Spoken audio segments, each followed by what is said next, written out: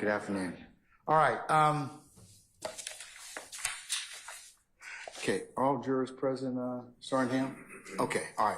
Before we go ahead and call for our jurors, let me go ahead and take up just a couple of things briefly with you all.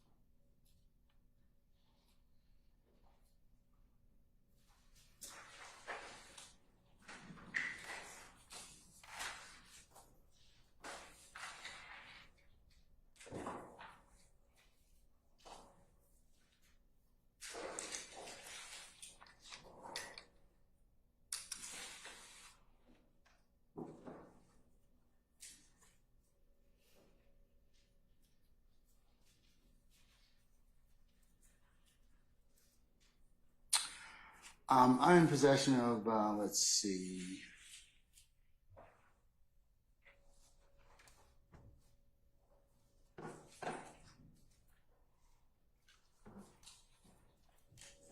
Which I'll mark as the next court's exhibit in order, and the attachments to, there too.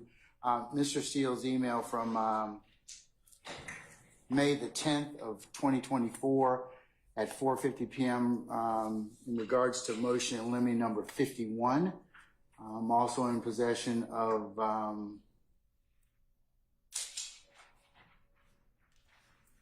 Mr. Steele's request on 5/14 of 24 at 9:08 a.m. Requesting to argue motion limine number 51 prior to the playing of another jail call, as he believes is inadmissible under law. And I'm also in possession of an IG post, Mr. Williams' IG Instagram records, which was sent to everyone. There are 3 Instagram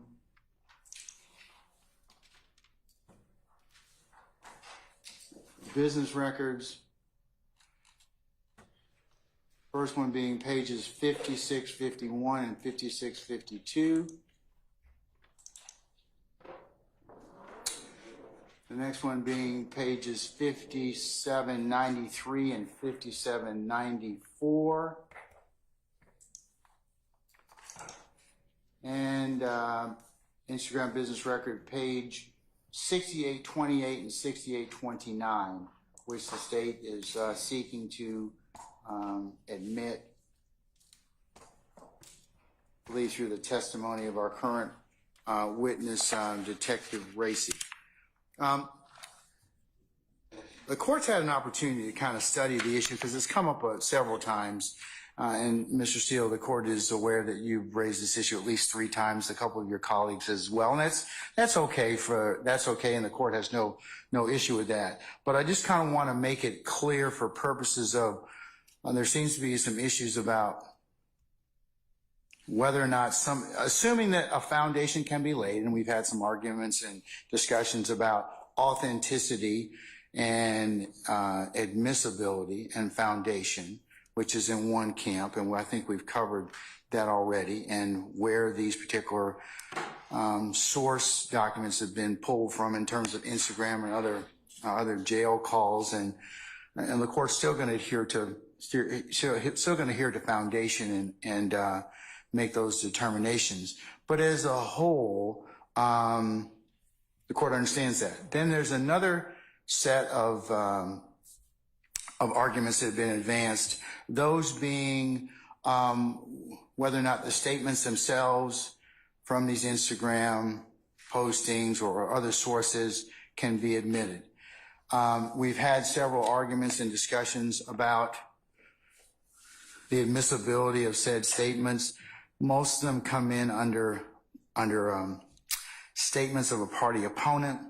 Then there's been the ancillary discussion related to that is, well, the requests for limiting instructions and the like, because these statements are only admissible as to one or the other.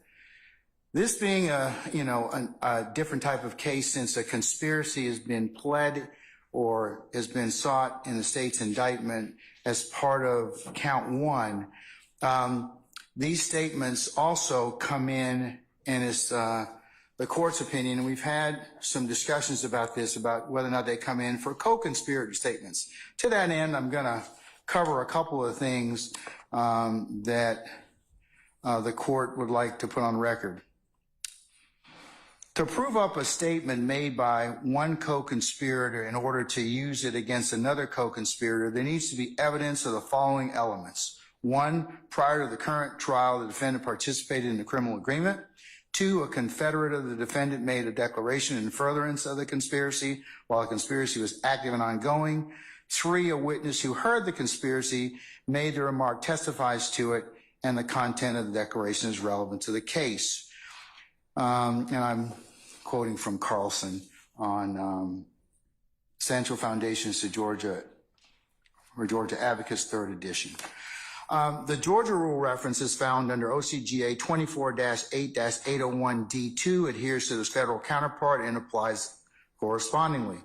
Accordingly, New Georgia and federal authority with an emphasis on 11th Circuit Court of Appeals precedent should be utilized for the interpretation and application of this code provision. 801D2E provides that a statement is not hearsay if the statement is offered against the party and is a statement by a co-conspirator of the party for which was made during and in furtherance of the conspiracy. 801D provides that admissions under the party opponents shall not be excluded under the hearsay rule. Under 801D2 echo, the party admission rule includes statements offered against a party that was made by a co-conspirator of that party during the course and in furtherance of the conspiracy. And that cites Kemp versus the State, 303 Georgia, 385, 2018. As such, 801D2 echo provides for vicarious admission in the context of a statement by a co-conspirator of a party. And that's found under State versus Martin. And that is Ohio case 9, Ohio Appeals 3rd, 150.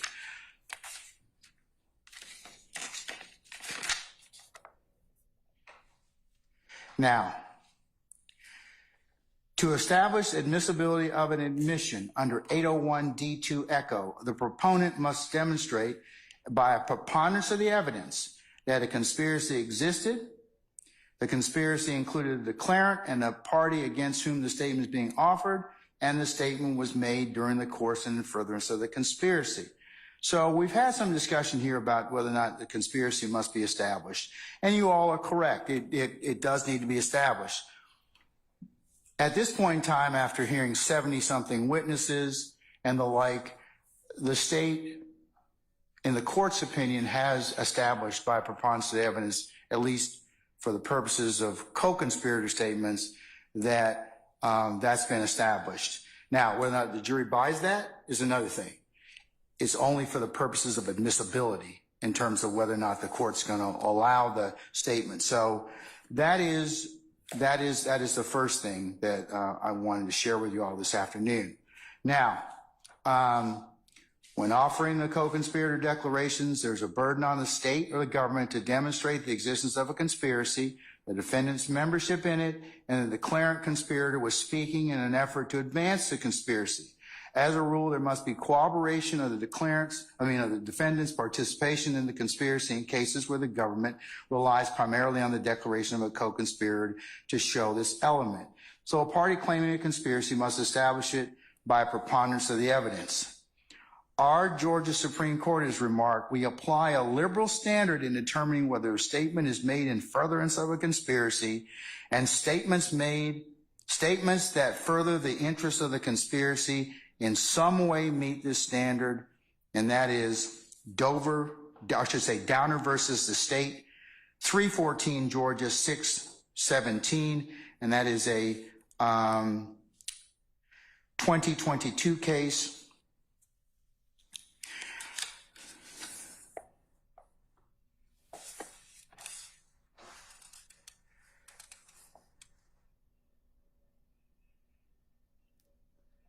And in furthering the conspiracy, a declaration must be made in furtherance of the conspiracy. Where the elements are proved, courts are not reluctant to admit declarations of one conspirator as evidence against another. And then it has the, several federal courts apply a liberal standard in determining whether a statement is made in furtherance of a conspiracy, including our 11th Circuit Court of Appeals. That's United States versus Steigman. It's SIEGELMAN, and that's 6-4. I'm sorry, wrong citation. I apologize. No,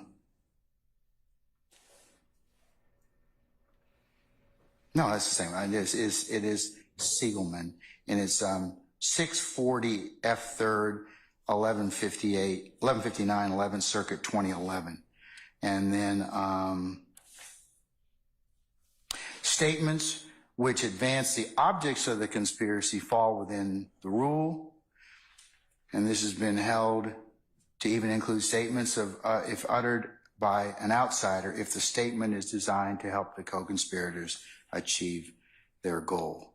So part of what we've been discussing, or that has been objected to very vehemently on behalf of the defendants, but the court wanted you all to acknowledge, this, that at this point in time, this court is of the opinion that I'm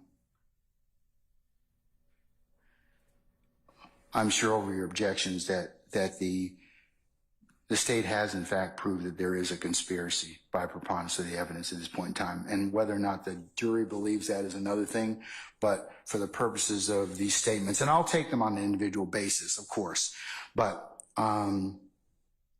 those would be relative to what the court's considering this afternoon. So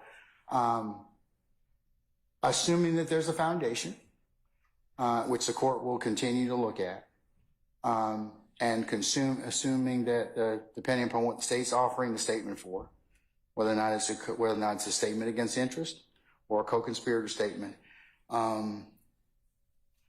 I just wanted you all to know that that's where the court has studied and considered this particular issue, but we have taken it up about 3 or 4 times.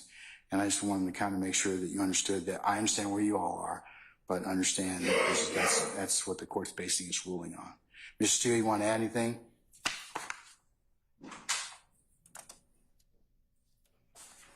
Because we've covered your Mr. Winfrey's jail calls already, but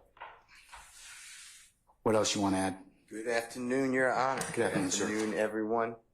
2 things. I know I don't represent Mr. Huey or Mr. Nichols, but I presume that the state hasn't come close, this is how I look at it, to proving any type of conspiracy with them, but you included everyone, so I'm going to make the argument for everyone, but I just wanted to say that. In paragraph 51 of motion in limine number 51, paragraph number 4, excuse me.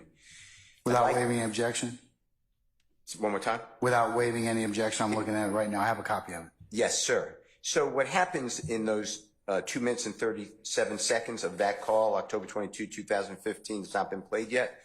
State put us on notice of it, and I've objected to it on Friday when I got the state's 7 calls. This is not, so I don't know who the speaker is. So the speaker is clearly speaking with a person identified on the call as Mr. Winfrey. Mr. Winfrey's in custody, that's why the call is recorded. Mm-hmm. The unknown speaker says, pursuant to another unknown person, Mr. Winfrey will receive a Porsche vehicle when he is released from custody. That's what I've objected to. So, as you say, I don't disagree with anything the court said about the test. The declarant is not on the call.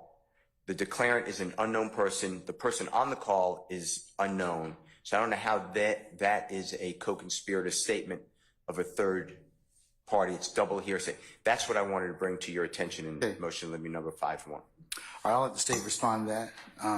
Thank you, sir. Because we did cover Cantwell a couple days ago in regards to non-party statements are admissible, and that was at 64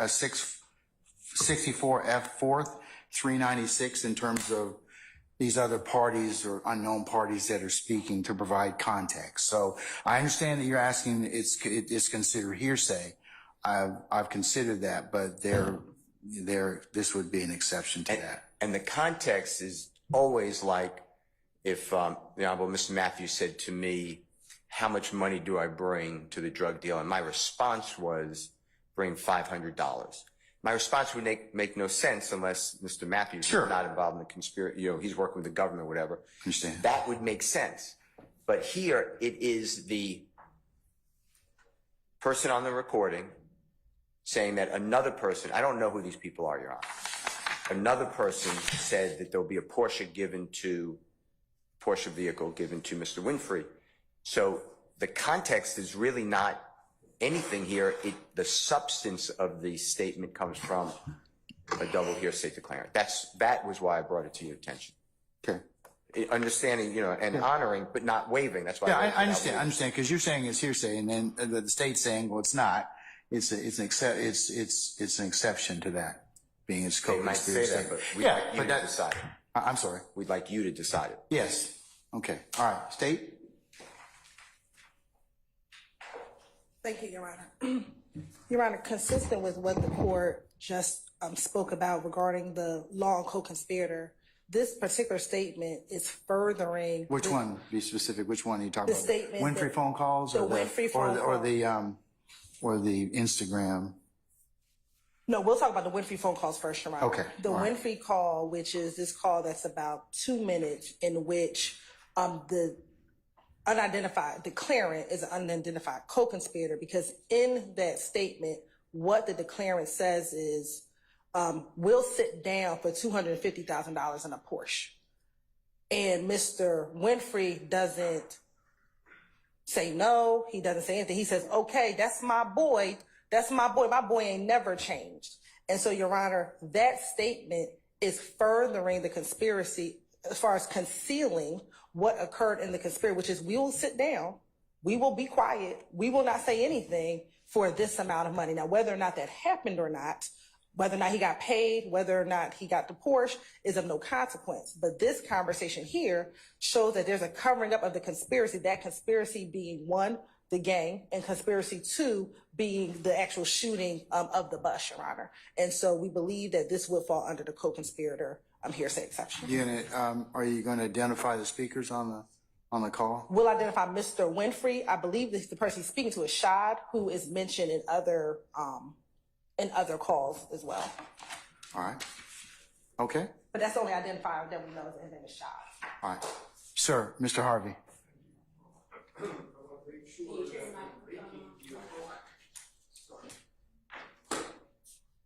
I want to make sure we're making the appropriate distinctions here with regard to, and I understand the court's ruling, but I want to make sure that I get on record what I think are critical distinctions.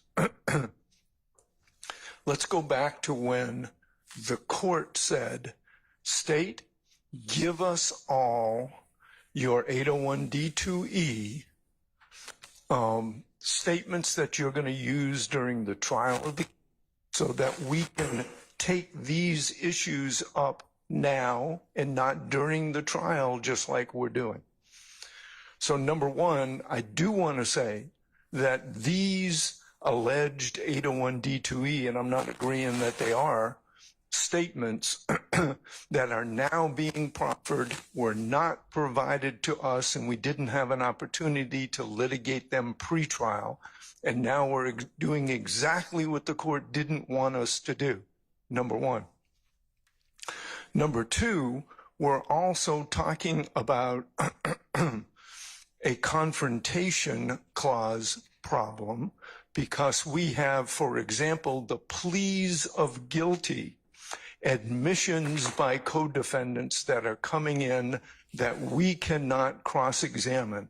For example, precisely the ones that we are talking about now. Mr. Murphy, we know that beyond the hearsay argument, Judge, there is a confrontation clause argument. Have you taken a look at U.S. versus Thompson?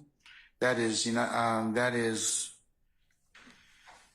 568 F APPX 812 11th Circuit 2014, and it talks about the right of a defendant to confront accusers. Thompson seems to indicate no, but I understand your point. I understand your point.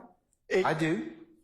But there's an 801 D2E right of confrontation.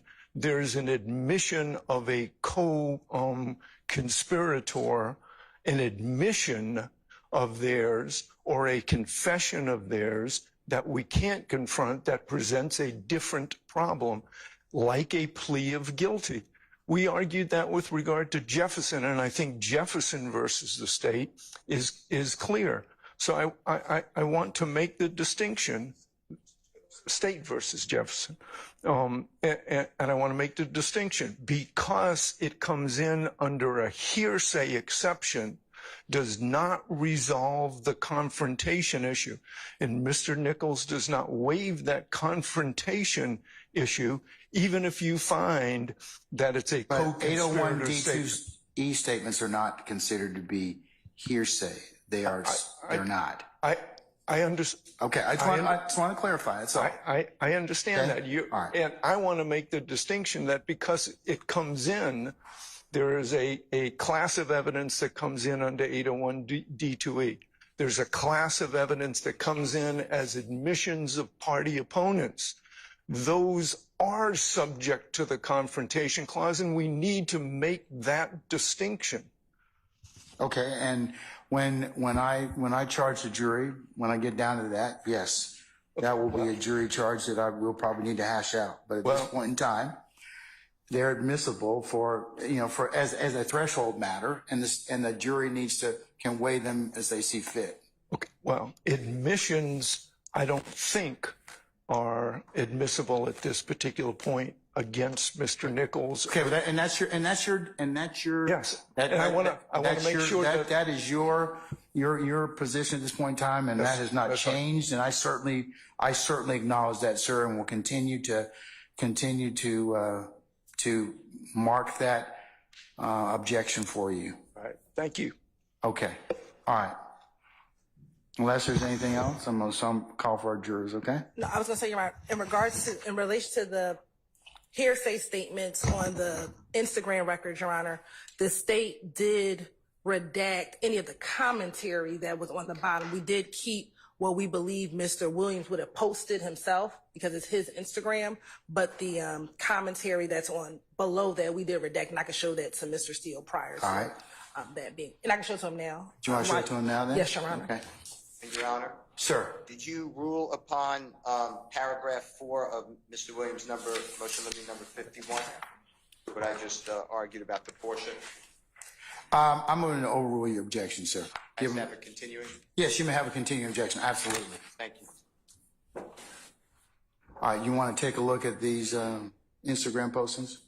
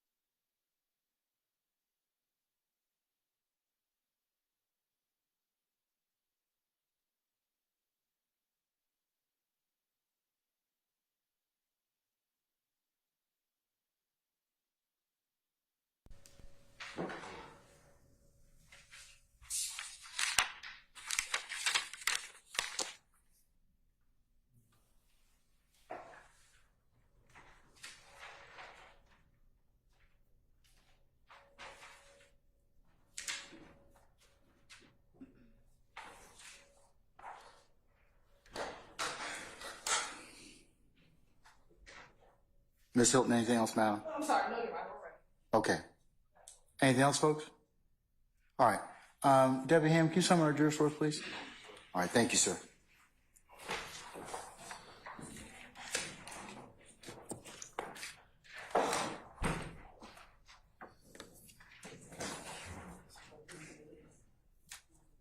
Yeah, can we bring in our witness too, please?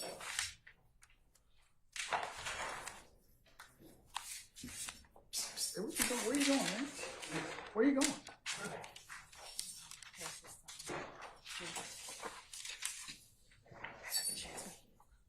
I'm gonna leave these in here until it's time.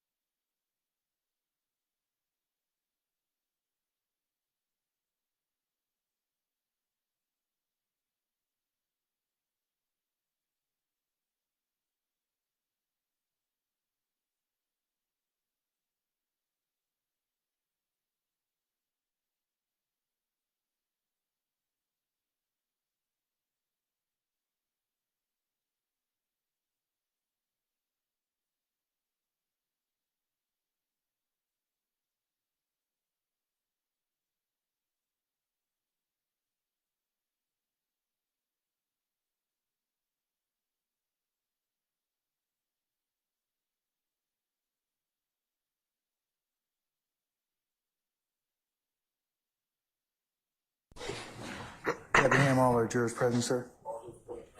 All right, thank you, sir. Ladies and gentlemen of the jury, good afternoon. Good afternoon. All right, Agent Racy, you're still under oath, sir. Yes, Your Honor. Okay, all right. You may continue examination when ready, madam.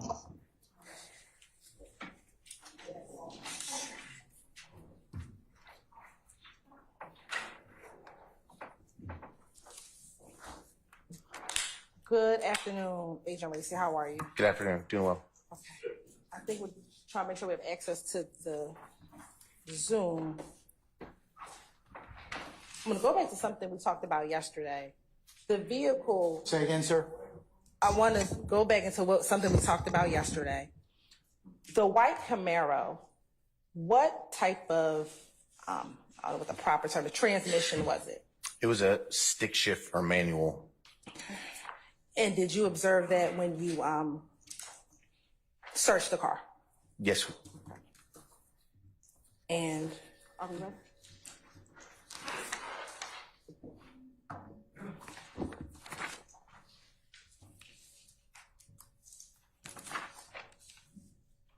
And once we get ready, we're going to start with the call that was on October 22nd.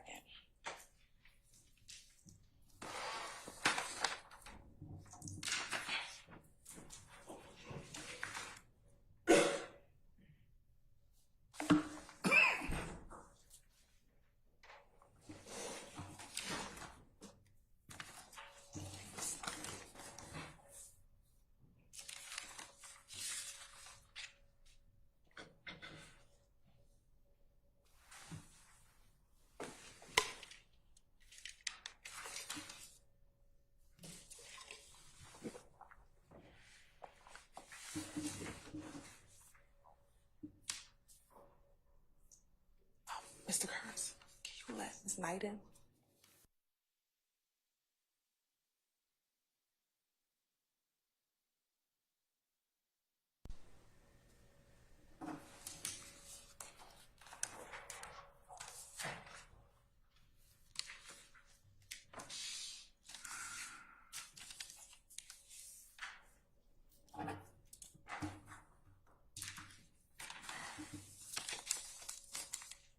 Well, while we're waiting for that, let me do this. You want permission to approach? Oh. You may.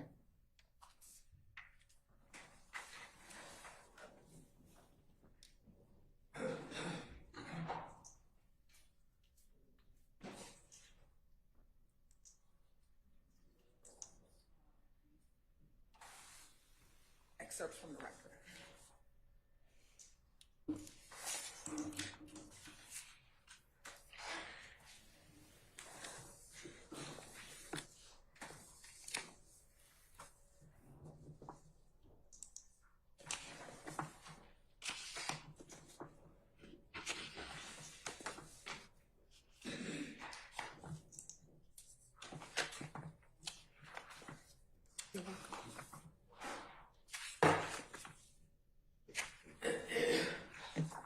No, so I started with this page, so.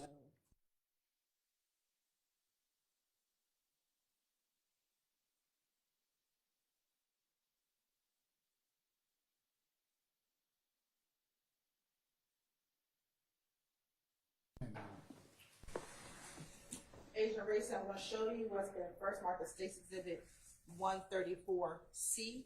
Tell me if you recognize State's Exhibit 134, Echo Charlie. Yes, I do. And how do you recognize Exhibit 130? How do you recognize Exhibit 134 Echo Charlie? So this is going to be AT&T records for the cell phone or the phone number 404-583-1990. So this is the response from the provider from our search warrant. And is that just 4 pages of an excerpt from the full response?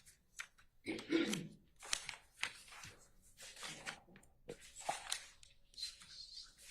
looks like 8 pages. Okay. Yes, And ma'am. what are the page numbers of the excerpt?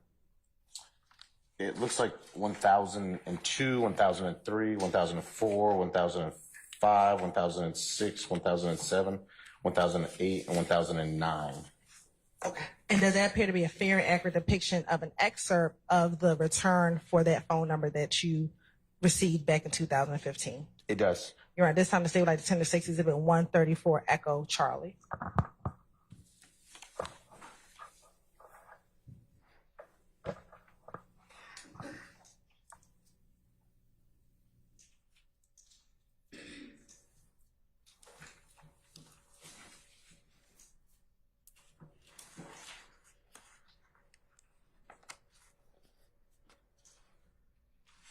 Any further objection to State's 134 Echo Charlie?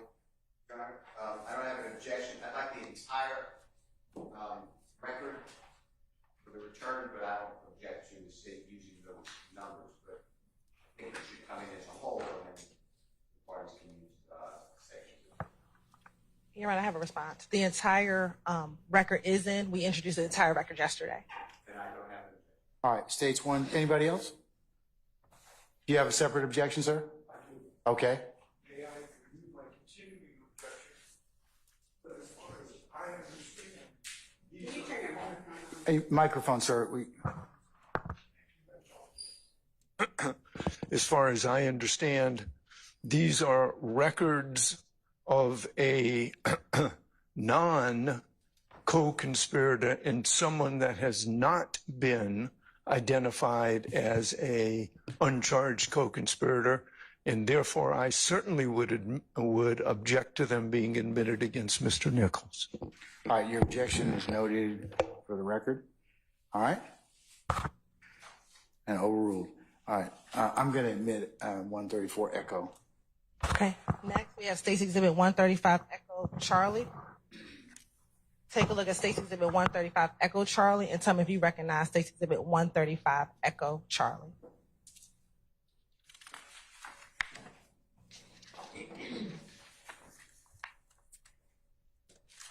Yes. And how do you recognize State's Exhibit 135 Echo Charlie? So this is going to be an excerpt, it looks like, out of the Sprint response for a cell phone number, or presumably a cell phone number, of 504-319-2920.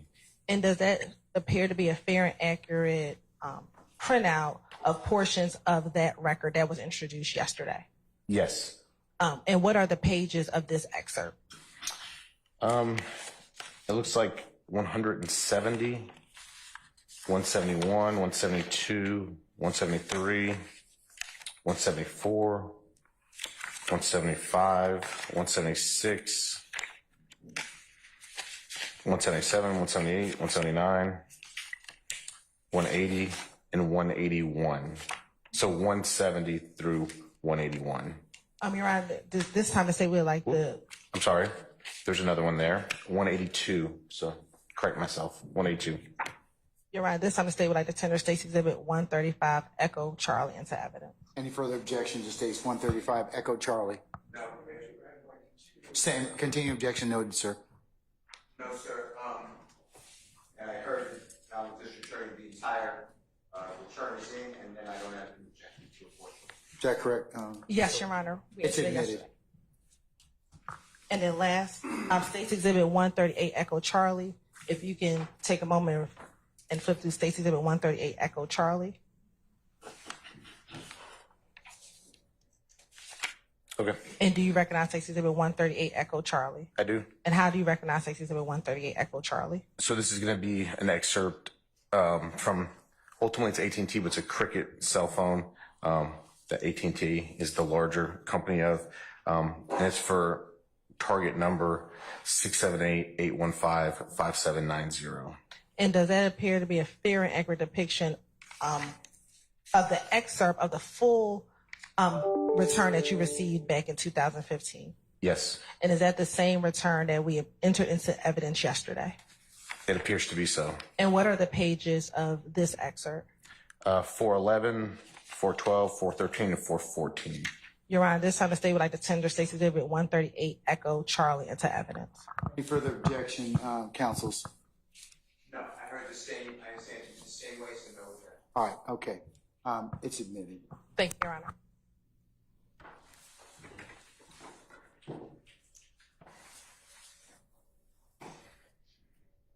Now, looking at the screen, what is the date of this call? October 22nd, 2015. And we can go ahead and publish.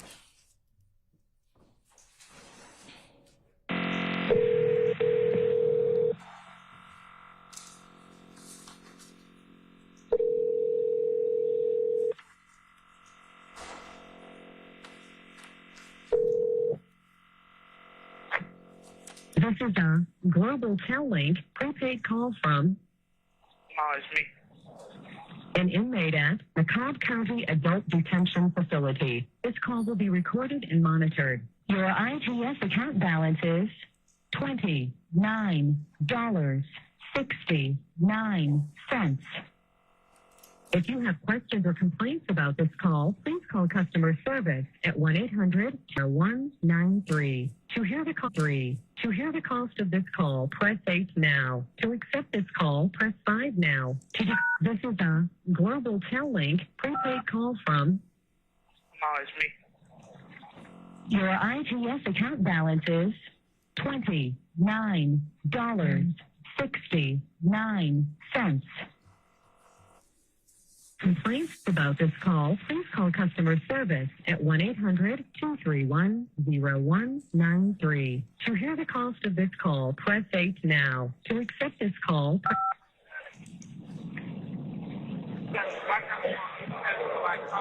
Yo, Dion went out like radio. Hello. yeah. Yeah. What's all that? Man, he want to tell my shit. He just think that when you get out, you gonna have a Porsche. Yeah, tell me to give it to you. Nah, he told me you do that. You know you gonna do that, man. Yeah, he ain't the man. You gonna get you a Porsche, man. You ain't got no choice. Hey, man, like when Fun B said, you better guard your crib. Yeah, we sit down for a couple months for a Porsche in the core meeting. Hey, come on. Hey, my boy ain't changed now. Hey, we'll be here. else. It's the fan or how you need to know. Huh? Hey, do that. Call. Now, do you remember what time that call was on October 22nd? It was 21:33, so 9:33 at night. And was this call made on Mr. Winfrey's PIN? No, it was not. How were you able to find this call? By doing basically kind of like a reverse search, basically giving the phone numbers that I had previously observed Mr. Winfrey calling to the custodian of records at Cobb County and having them query those phone numbers in their system. So then in doing so, I could see that basically these calls were listed from Winfrey, and then all of a sudden there's a couple calls to that same phone number in another inmate's name. And so I requested those and received those. And the phone number that you queried, did you have a name associated with that phone number? I likely did. I need to check the report if you don't mind to refresh my memory. Will looking at your report help refresh your memory? It would. We're looking at 171 Echo help refresh your memory. It should be right in front of you. Yes, my report, yes. And directing you to page 183.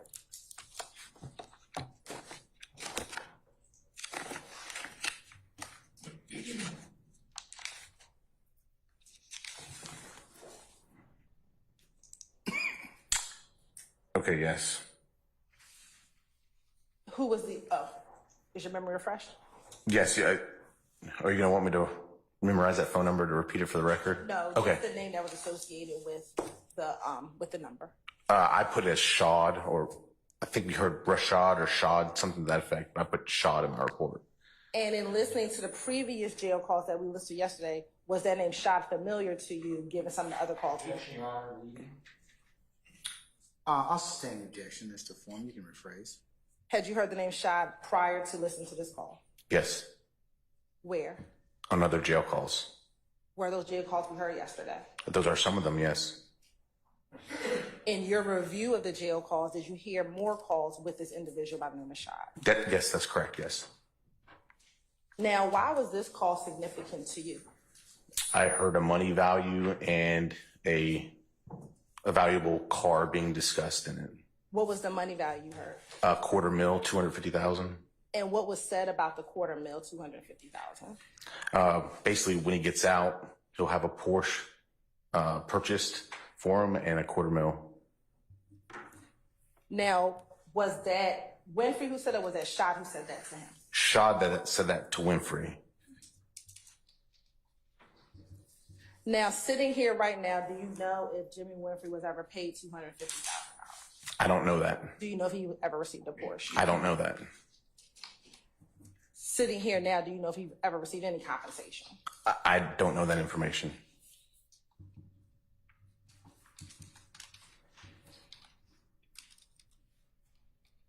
Was there anything else of significance to you regarding this phone call? I mean, the fact that he was using someone else's PIN, so it was something that was at least being attempted to be concealed through his own PIN number. I'll overrule the objection. Yeah, so that's pretty much it. That there's my interpretation was there's a reason why it was used on. I'll sustain Mr. Form. What was your interpretation of him calling under a different PIN number? Overrule, sir. There's a reason why it was not on his PIN number. As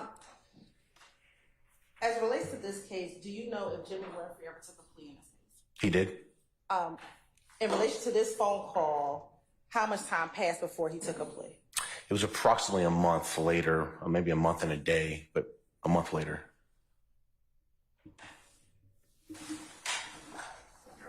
Sir, do you have an objection?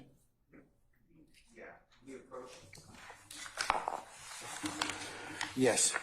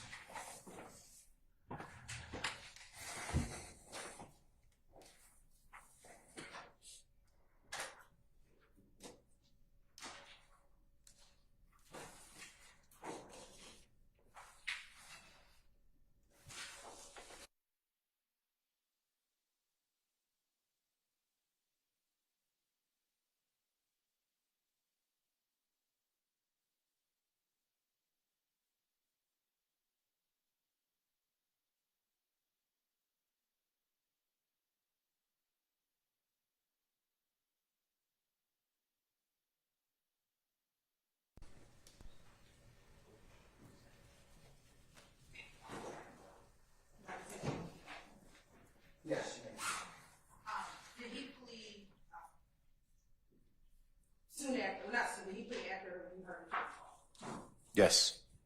When was that? So this jail phone call was October, so it would have been like November, maybe 23rd, something like that. 2015? 2015. Now, did you learn that Mr. Winfrey had to, that something occurred, he had to take another plea Yes. on the same case? Same case, yes. When did that occur? That was like at least the following year. It was sometime after that. Yeah, probably sometime after that, like the next year. It definitely wasn't 2015. Sorry.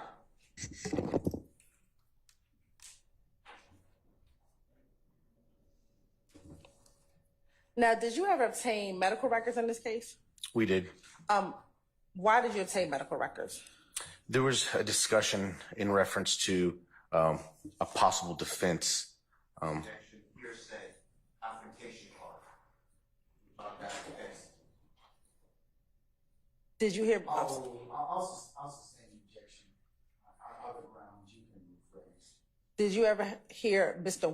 Winfrey himself in any of your jail calls speak about an injury? Yes. What injury? To hands. And why did you get the medical records? We wanted to know the extent of the injury per the medical records. And did you obtain those medical records? I did. Did you find anything that assists you in your investigation as related? Your Honor, that would be hearsay. I agree, that was my objection. The medical records, state response? I hadn't finished the question yet. Was there anything significant in the records that assisted with your investigation? Objection, Your Honor. He's talking about. Both Mr. Steele and Mr. Matthews. Nothing that would change our investigation. Okay, thank you.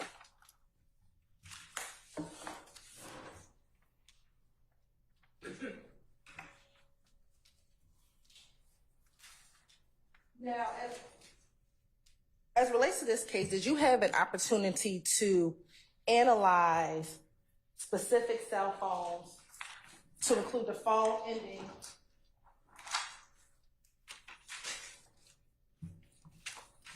in 3383, 5790, 2920, and 1990? Yes.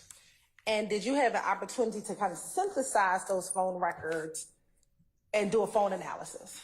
Yes. What type of phone analysis did you do regarding those records? So basically the communication of those phones to each other in and around the time, like a 4-hour-ish time frame around the time of our incident. Okay. You're on permission to approach? You may.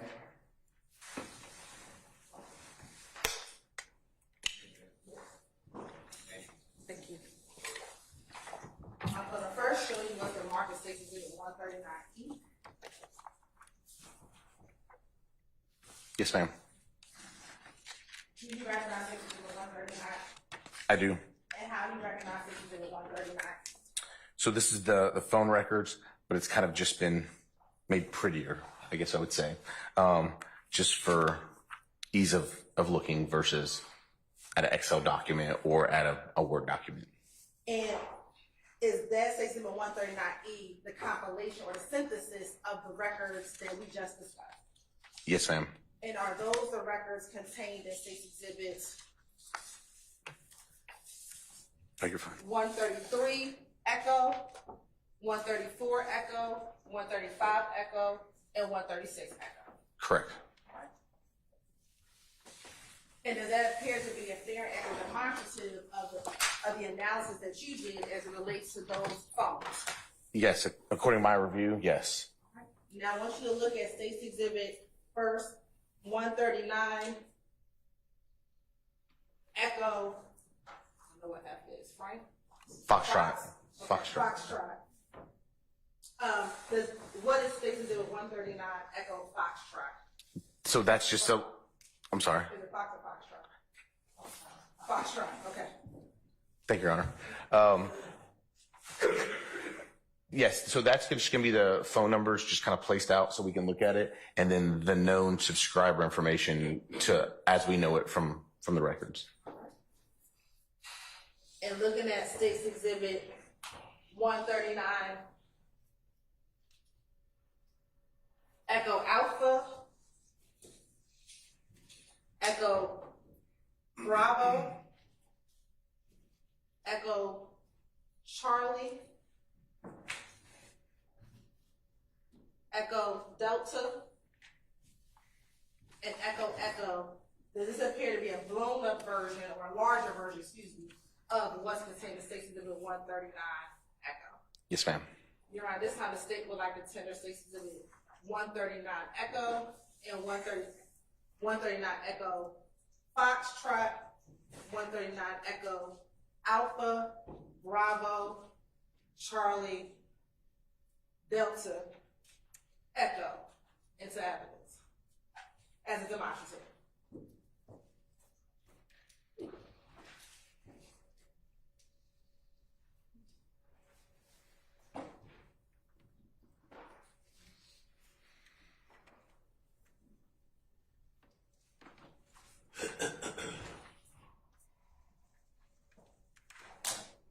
Any objections to, further objections to State's 139 Echo Alpha, Echo Bravo, Echo Charlie, Echo Delta, and Echo Echo?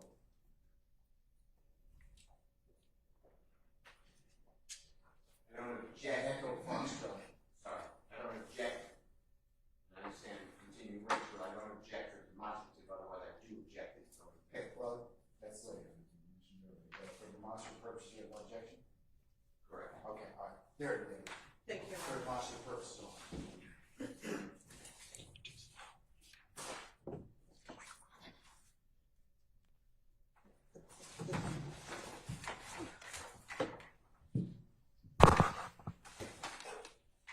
First,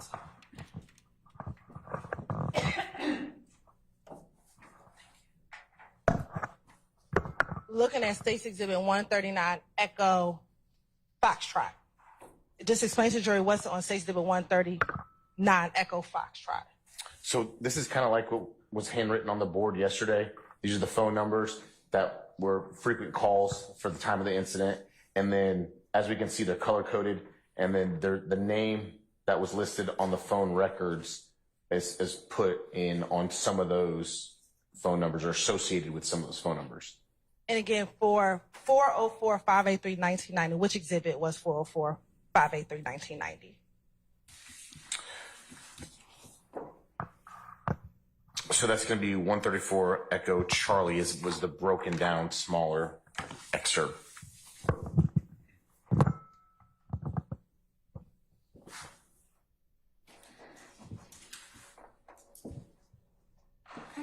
And for the 504-319-2920, what was the exhibit number for 504-319-2920? The 135 Echo Charlie is the snippet portion, not the full records.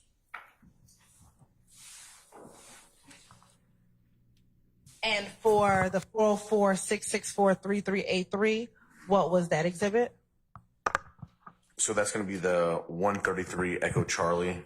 I believe that's going to be the full records.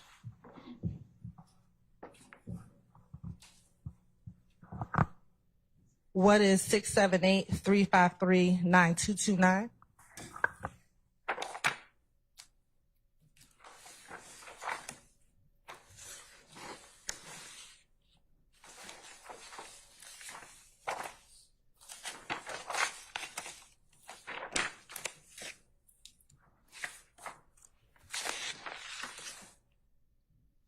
Okay. So that's going to be the 136 Echo Alpha is the disc with those full records. And then for the 678-815-5790, what's the exhibit number there?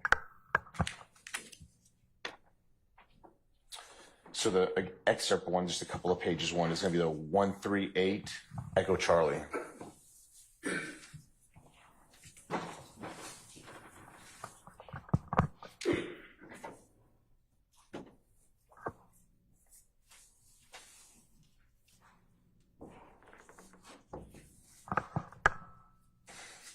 Now, when you did your analysis, when did you start your analysis from? The time period? Yes. So from about 10 p.m. To about, let's say 4 a.m., just kind of what was leading up to the time of the incident, and then just after the incident. So like a 4-hour window. And is that 10 p.m. on April 25th? Correct. And is that of 2015? Yes. And is that leading up until about 4 a.m. on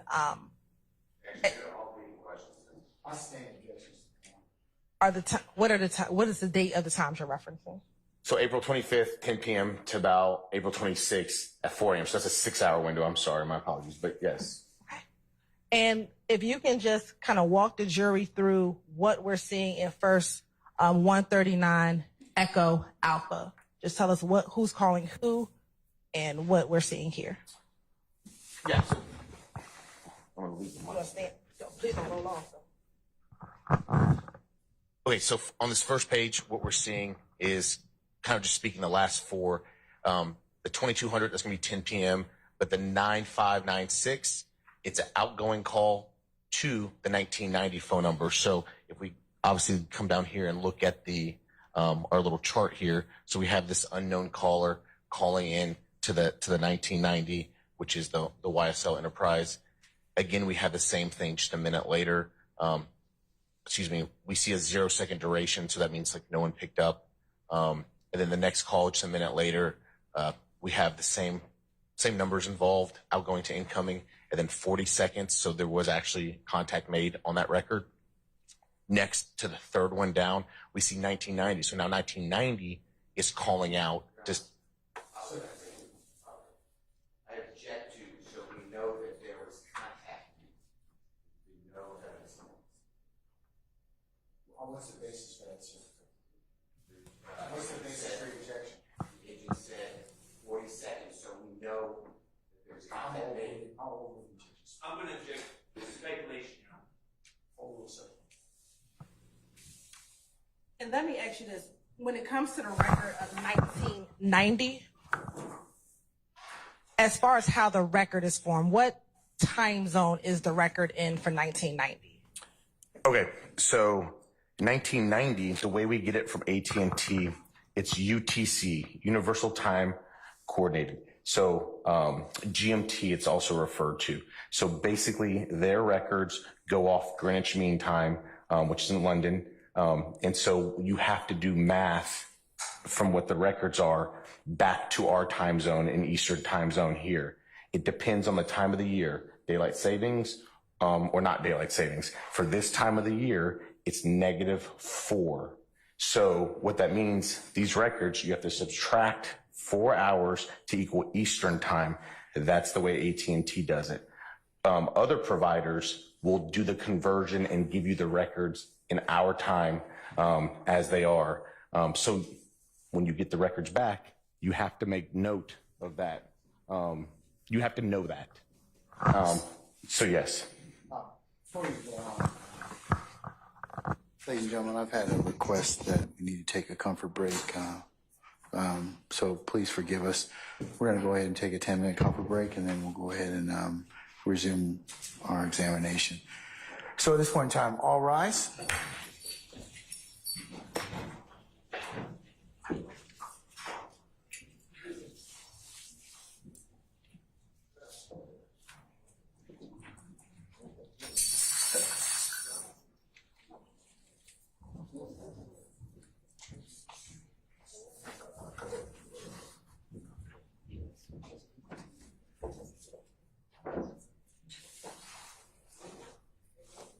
All right, our jury has left us. Sir, you can take a 10-minute recess. We'll see you back. Yes, Your Honor. All right, ladies and gentlemen, please be seated.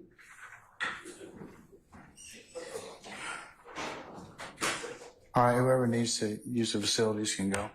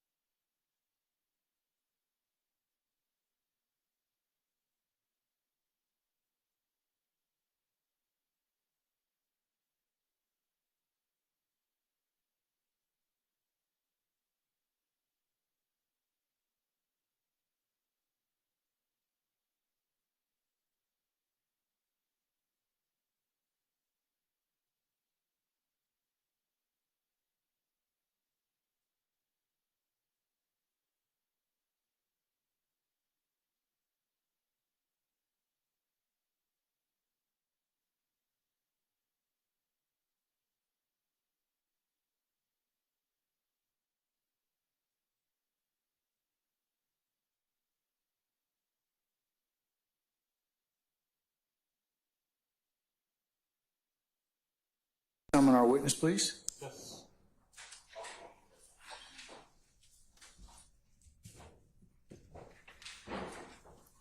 All right, Sergeant Ingram, summon our jurors, please.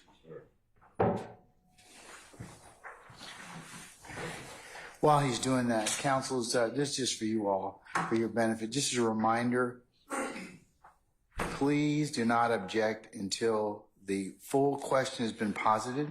That is a continuing request from Ms. Weaver, and she has told you, and I'll just reiterate, that she cannot take and make the best record that she can make unless you do that. So please wait till the question's fully posited before you pose an objection. Don't cut off each other. All right? Okay.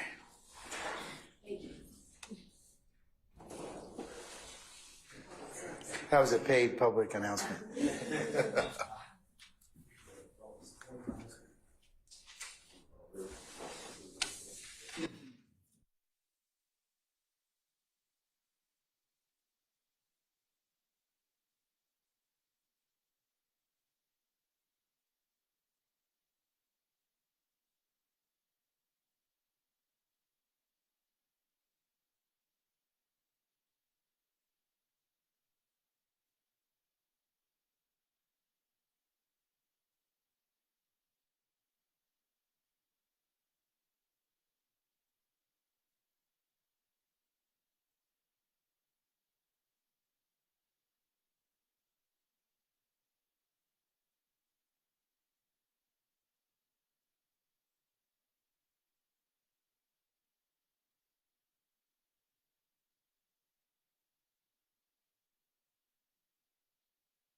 All right, thank you, Sergeant Ingram.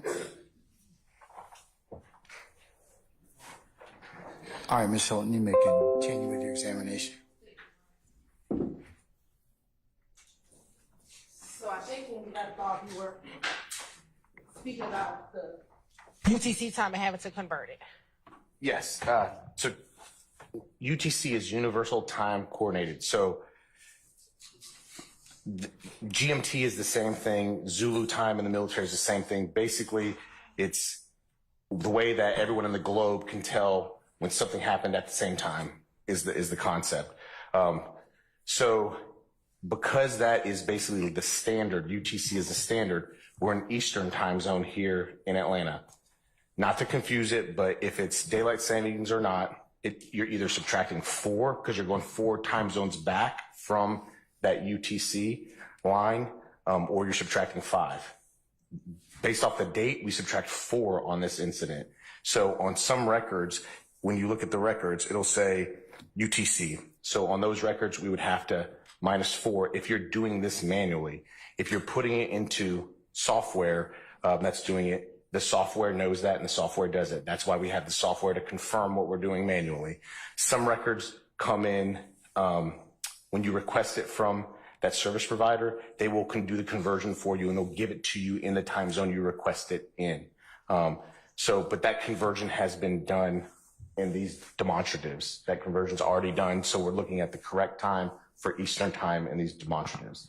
And just for an example, if this 1990 number is an outgoing call at 29 seconds here, what time would it be reflected in the record? So that's not 29 seconds, that's 0029. So that's midnight, so it's 12:29.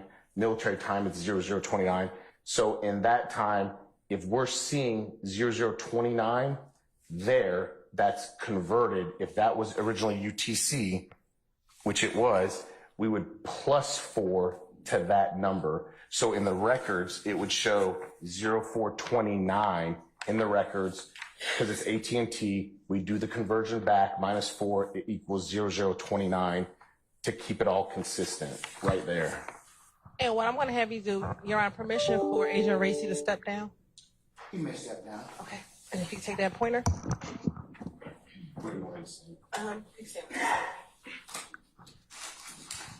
Now, I believe we were still at the April 25th dates. If you can just go through, let's start with April 25th, who's calling who, what phone numbers is making contact with another phone number. Okay, so again, green, so we look down here, it's green, so we don't know who the subscriber is at this point in time. And it's at 22:04, so that's 10:04 p.m. Eastern Standard Time. And then it's calling 1990 and 0 seconds did not connect. Outgoing 22:05, so 1 minute after at 10:05 p.m. Outgoing to incoming 1990, 40 seconds. There was a 40-second connection between the phones where, based off the records, there's communication for 40 seconds based off the records. And let me ask you this: the time on the board, is at the time the call starts?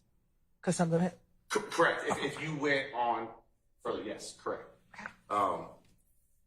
So the next one is 23:06, so 11:06. 1990 is now calling 3383. So again, we check who's 1990, check who's red, who's 3383, and we look and we see, so it's outgoing from what we have as YSL to incoming, which we have Jimmy Winfrey, and that lasted 2 seconds. There was a connection for 2 seconds. All right. Now, starting on April 26, 2015, what the demonstrative tell us?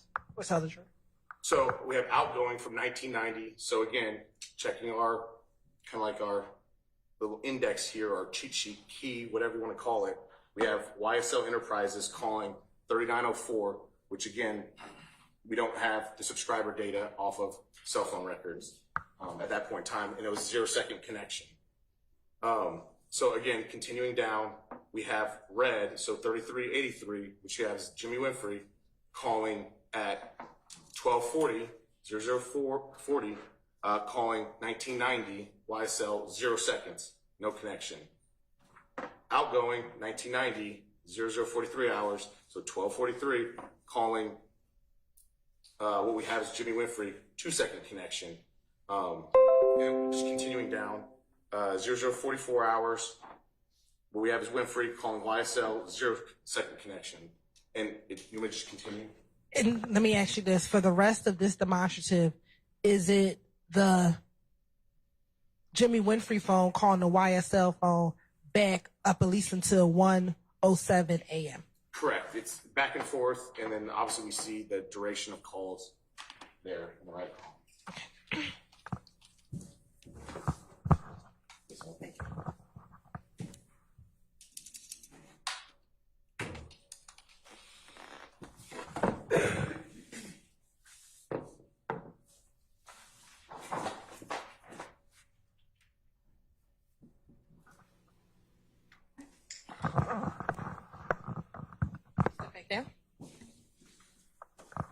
Now, same thing. If you can just kind of walk through, what do we see on State's Exhibit 139, Echo Bravo? So again, we have the blue. Check down what we have blue for 9229. It's the phone that we identified by the subscriber information as a KYBE. So this is at 1:13 in the morning. That's easy conversion from military to or 24 hours in a day to 12 hours. But that's 1:13 calling 1990 for 4 second duration of the phone call. And one's at 1:13 in the morning. 1:13 in the morning, yes, ma'am. And Kai B, did we identify the name of the person with the Kai B? I believe we did. I have to go look at the records, but I believe we did. Was that the number given to you by Investigator Gaither? Yes. So that's Demiki Garland. And thank you. Okay. All right. Okay, so we're on number 2. We have 113. We have green. Again, we don't know, calling 1990. So that's YSL Enterprises. And then 114, 1993. I'm sorry, we just did that one. That's my mistake, 43 seconds. Going down here, we have YSL calling what we have identified as Jimmy Winfrey at 1:15 a.m. for 8 second duration. We then have YSL at 1:16 calling the 95, 96, 247 seconds, so 60 seconds a minute. You can do the conversion in your head, whatever it is, 4 minutes, whatever that conversion comes out to be. So about 4 minutes and 7 seconds? Something to that effect, yes. And then here we have 1990, again, it's 1:39, and then we have it going to the 95, 96, 13 second connection there. And then we go down to what we have as Kai B, the Dominican Garlington phone. It's 2:32 hours calling YSL, 0-second connection. And then we have YSL at 2:33 calling 6080 for 71 seconds. We don't have the subscriber information at this point. Again, then we have this number unknown, 6080, calling back at 2:35, calling back to the YSL number. That's a 177-second connection that we have there. So again, do the math, 60 seconds. So 2.5 minutes, whatever that math real quick in the head works out to be. Kai B, so Dominican Garlington, 2:38. It's the 9229 phone number calling YSL. Again, 42 seconds, so a little over half a minute. And then we have the 5726 at 2:44 calling YSL, 18-second connection on that one.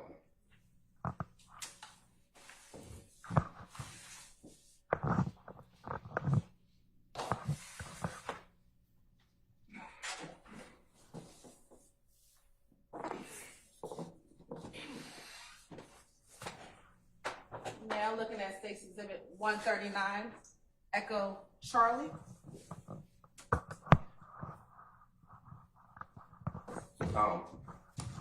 So same thing, 2:45, YSL calling 3383 at 2:45, 15 seconds. So YSL calling Jimmy Winfrey, 2:45.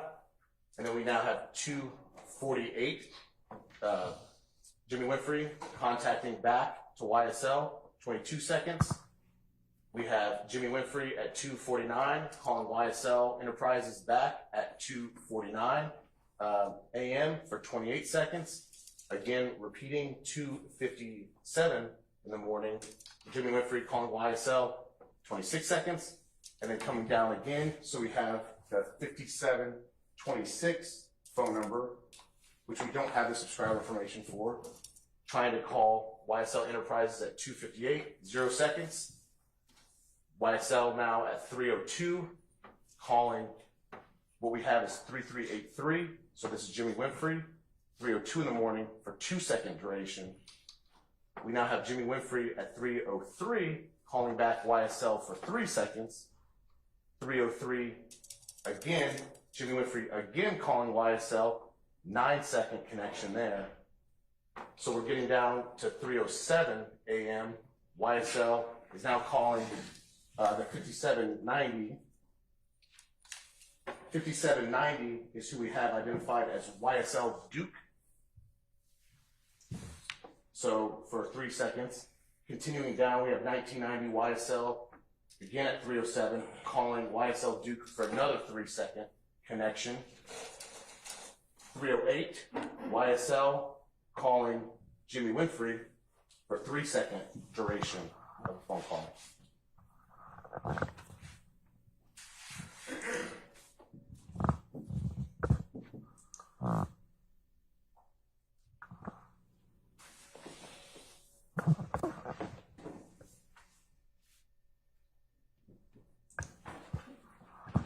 Now looking at 139, Echo Delta.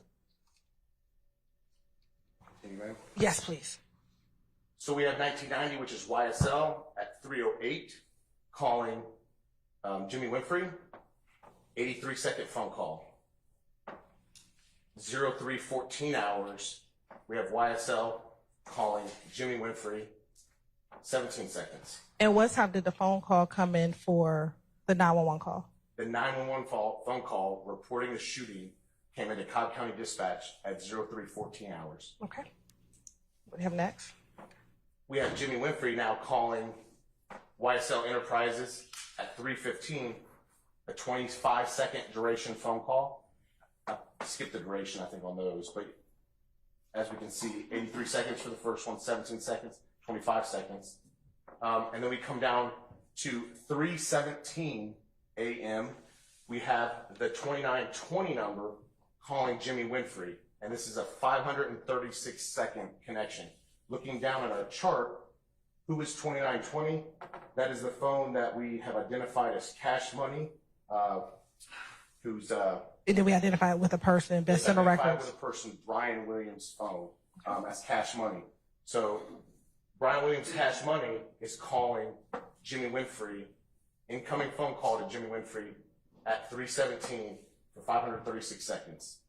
We then have another incoming call from, again, Cash Money, Brian Williams, at 3:26 a.m. coming in to Jimmy Winfrey for a 5-second phone call. We then have 3:36 a.m. Jimmy Winfrey now goes an outgoing call to incoming Brian Williams Cash Money records at 3:36 for 25 seconds. Right. And then continue on, man. Yes. So at 3:37 we have 5726, again checking our key. No subscriber information, calling 1990, which is YSL, 0-second connection. 3:38, we have YSL calling the 5726, no subscriber information. 3-second duration. We then have YSL at 3:53 calling 5790. So 5790 is going to be YSL Duke. 0-second connection. We have 1990 YSL at 3:53 calling again YSL Duke, 0-second connection. We then have YSL Enterprises 619 calling YSL Duke for 4-second connection. And is that 6:19 in the morning? That is 6:19 in the morning, yes ma'am. And then for our last port, 139 Echo Echo. Let me just ask you here generally, is this the 1990 YSL Enterprise phone calling the YSL Duke phone from about 6:19? Basis. I stand the objection. You can rephrase. Is the YSL phone calling is the YSL Enterprise phone calling the YSL Duke phone? Yes. And what are the times that the YSL phone is calling the YSL Enterprise phone calling the YSL Duke phone? 6:19 a.m., 6:19 a.m., 6:44 a.m., 6:44 a.m., 15:56. So the conversion is 3:56 p.m., 3:56 p.m., 18:57. So minus 2. So that's 6:56 p.m., 27 seconds, 18:56. So same, 6:56 p.m. for 27 seconds. Okay.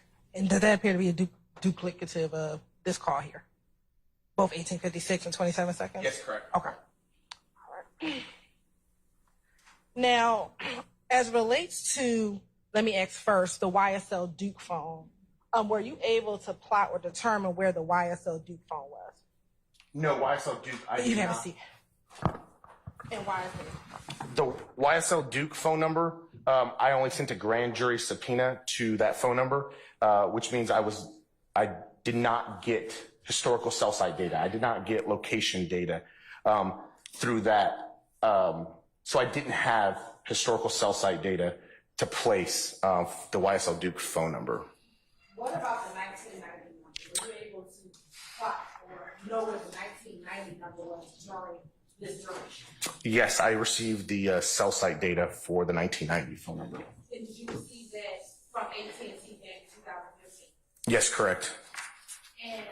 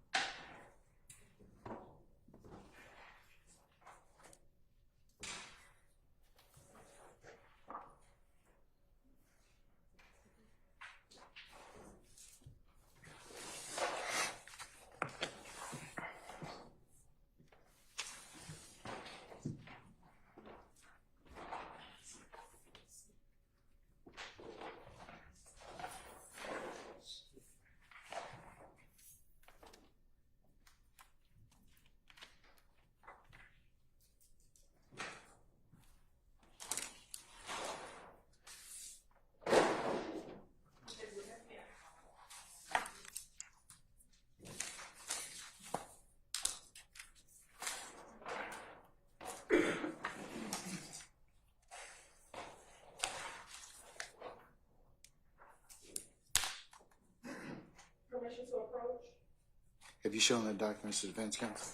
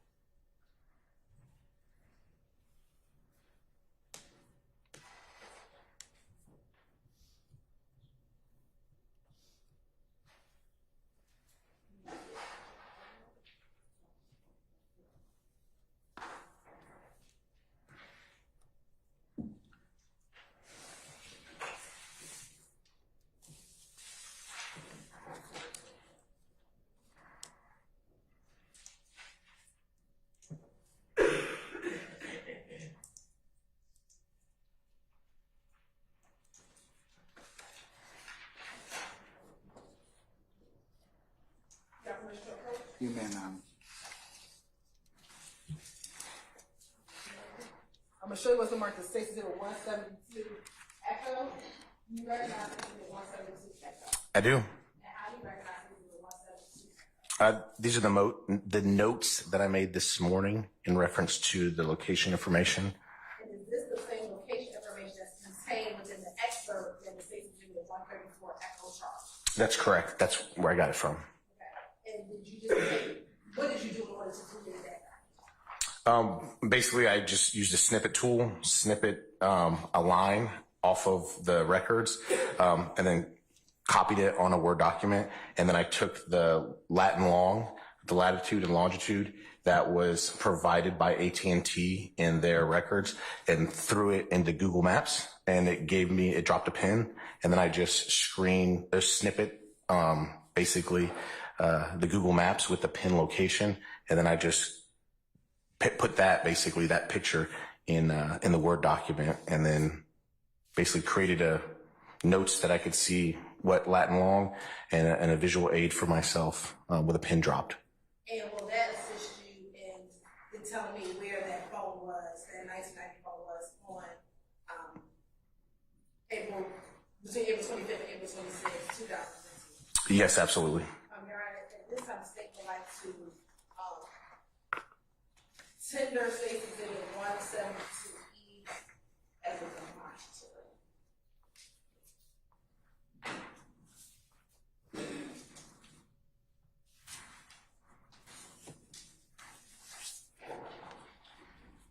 Any objection to states on 171 echo as a demonstrative? 172 echo. 172 echo as a demonstrative?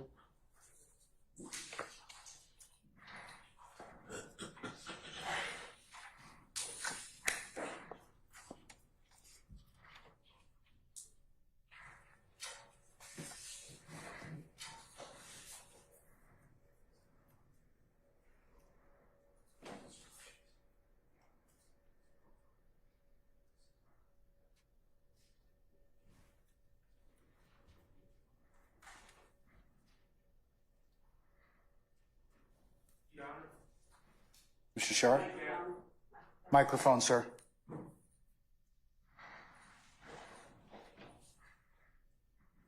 I do object. Basis.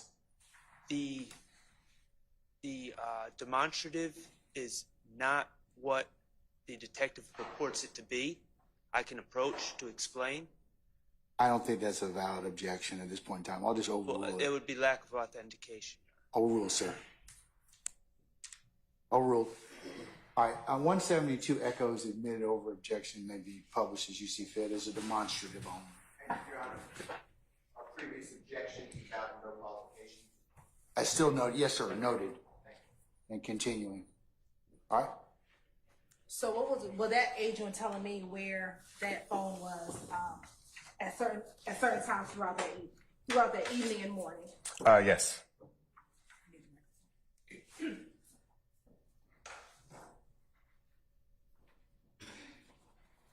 Starting with the first location plot, what was the time that you plotted?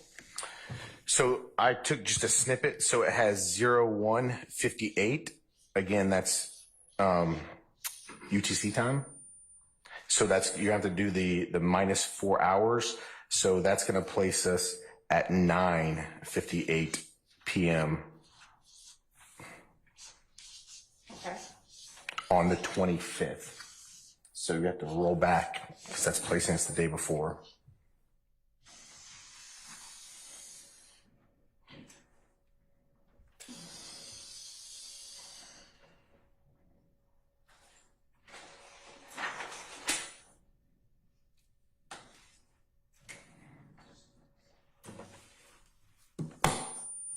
Oh, sorry.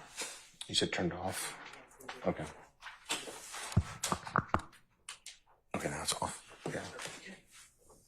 Roughly, where was the general location, general address for that number at that time? So generally speaking, it's just a little bit north of the I-75, I-85 split on the bottom side of Atlanta. So it's, if we were looking at a clock, it's 6 o'clock, meaning down, straight down from the center of Atlanta where the connector is, just north of the split, the 75-85 split. Okay. I can give you the latitude and longitude, and then that's going to be of the cell tower. Your Honor, Sir. I'm going What, you have an objection? Yes, Basis. 403, confusing the jury, and we're getting to the point of my objection. Okay, Talk about cell towers. okay, yeah, I got your objection. I'll rule your objection and note it for the record, sir. We don't need to let long. Do you have to know what phone number is being connected to at that time? Yes. Okay. What number is that? So it's the originating number is going to be the 1990. The number that it's calling is going to be 404-426-6263. Okay. What's the next time that you plotted? So it's going to be 02:05 hours on the 26th. Again, the conversion to 4:25:15 is going to place us at 10:05 p.m.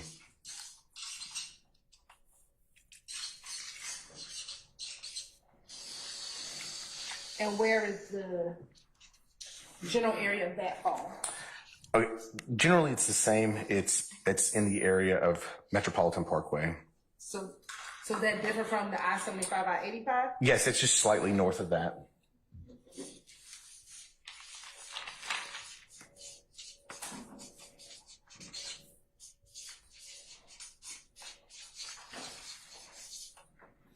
Okay. And what's the phone number? So this is going to be the originating phone number is 504-346-9596, and it's calling our 1990 YSL phone.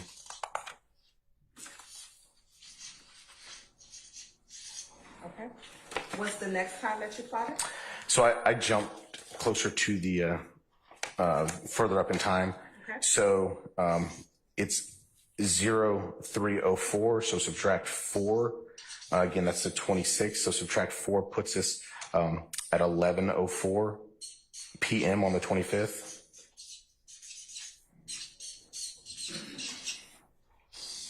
Where's the general area of that? It's downtown Atlanta, generally where we are now, just kind of like in the heart of Atlanta, it's west of the Grady Curve.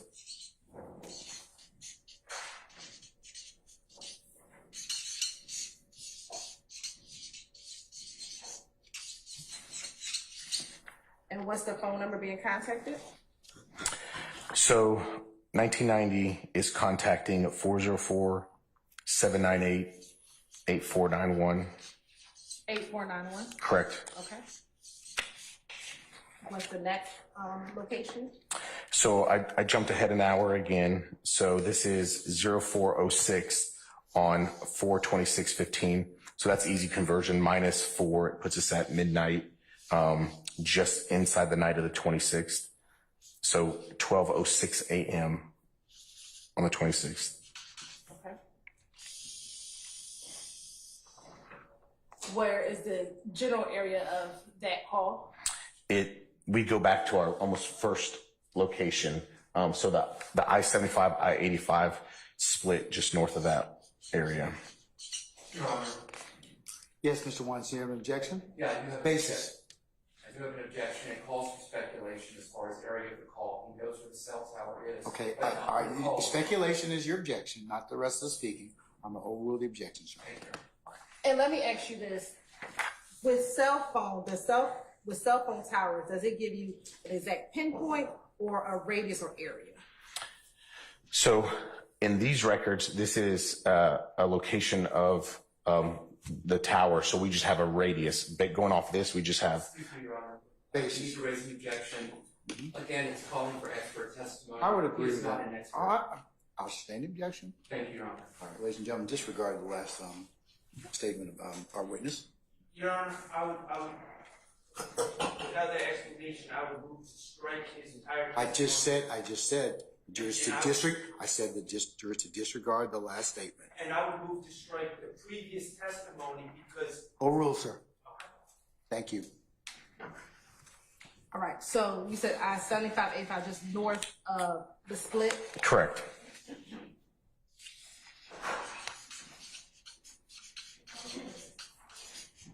And what is the phone number that's being called? So the 1990 is calling 404-798-8491.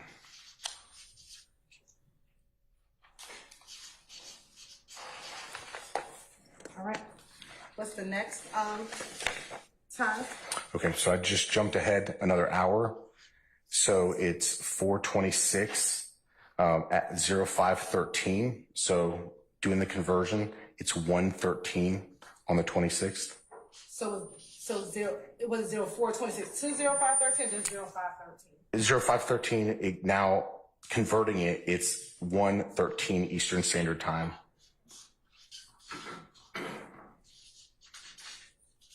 And where's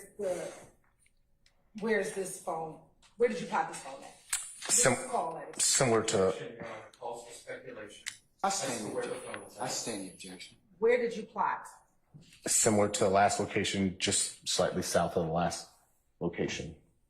So the I-75-85 split just south of that.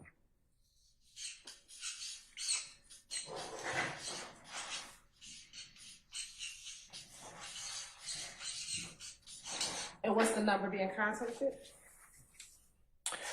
The originating number is 404-426-6263, and that's calling our YSL 1990 phone.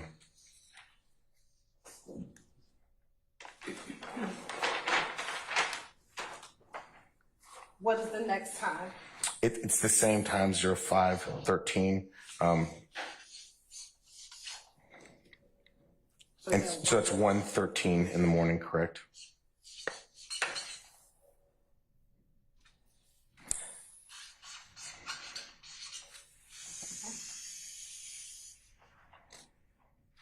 What area did you plot?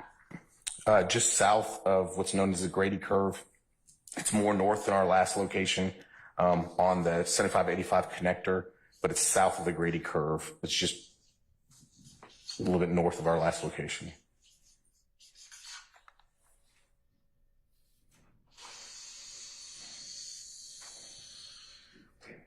Are you saying the other location is north of this location? That is more north than our last one. So it's from the last one we spoke about, it moved north. Okay. The plot is north of that. Now, when you said I-75-85 split, which I-75-85 split are you referencing? We're still talking about the bottom one, the south side of the city, not north side. Okay, so For clarity, so when you were talking about this I-75, I-85 split, are we talking about closer to the airport or closer to going towards Buckhead? I've been the entire time. Ask and answer, John. You said it was. Okay, all right, that's, I don't need any speaking objections, gentlemen. I keep telling you all that. I'll sustain your objection. You're right. Okay. All of these were I-75, 85 South? Correct. Is that close to the airport? Yes, it is.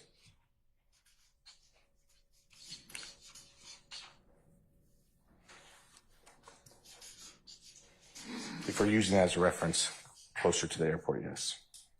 Is that the same for what I've identified as number 4 on here? Yep. Yes, same reference point.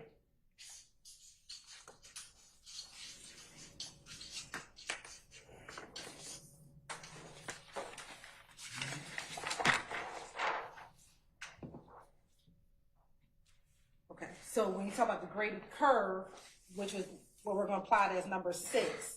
It's south of the Grady curve, correct? South, just south of the Grady This is curve. just south of the graded curve.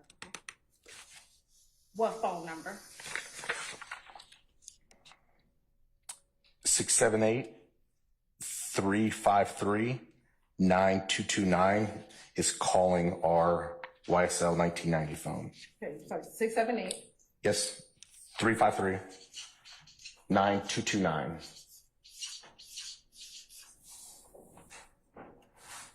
Okay. Number, did you pop another call after this? Oh, yes. What time was that? It's 0516, so that's 1:16 a.m. on the 26th.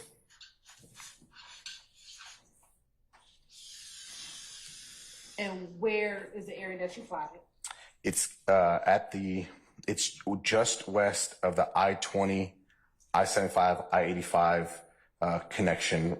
That's right at the bottom part of the Grady curve. Basically, near the state capitol, just south of the state capitol, at the I-20, 75, 85 kind of intersection area.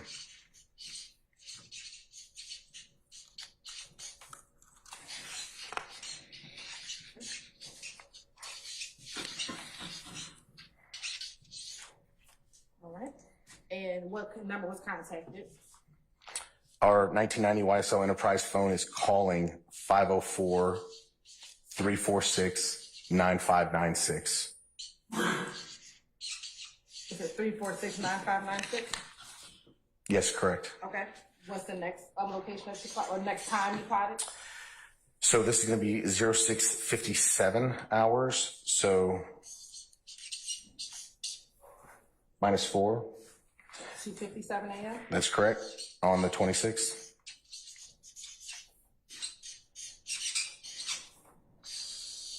What's the area of this call?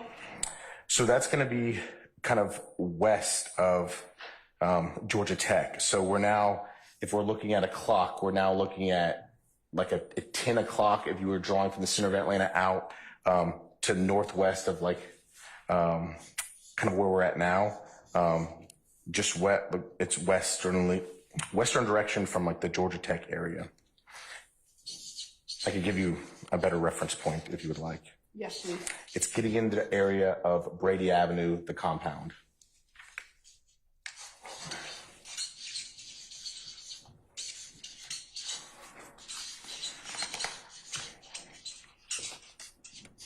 All right. And what number is being contacted? So the YSL Enterprise phone is being contacted by 404-664-3383, which is the phone number that the subscriber information comes back to Jimmy Winfrey. Okay. What's the next time that you plotted? 0657. Is that the... I'm sorry, 0658. I'm sorry. So just 1 minute later. Is that 2:58 a.m.? That is correct. Saying 4/26/2015? That's correct. All right. Where's the area of that phone? The compound, Brady Avenue. Is this same Northwest Georgia Tech? That's correct.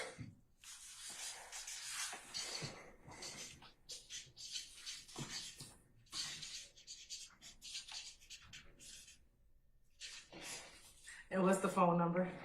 So the number calling our YSL phone number is 404-901-5726. All right. What's the next one? It's 0703. So the -4 conversion is 303 AM.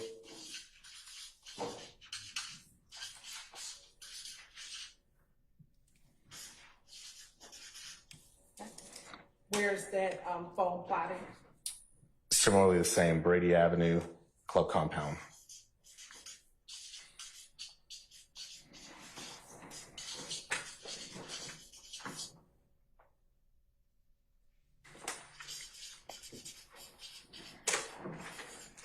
And what's the phone number? So the phone number calling our YSL Enterprise phone number is 404-664-3383, which is what we've identified as Jimmy Winfrey.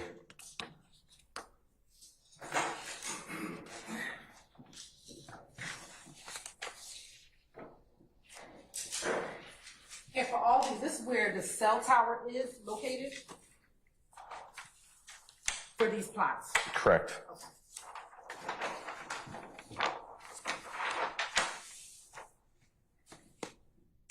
Looking at, did you plot something else after this? Oh, yes. Okay. All right. Where is the next time? 0707 hours, so -4 conversion equals 3:07 AM.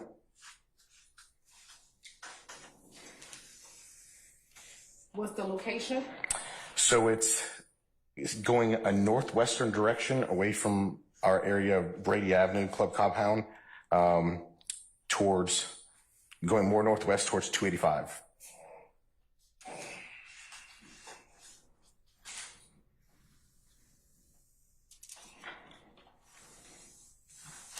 And what phone number is being contacted? So this is our 1990 YSL Enterprises phone number, contacting 678-815-5790.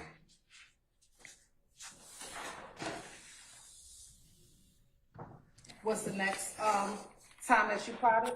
0714 hours. 0714. Correct. Okay. Which equals 3:14 AM On 426. on 426. Where's this plotting? It's plotting 285 at I-75. Best reference point is near the Battery Braves Stadium would be my reference point.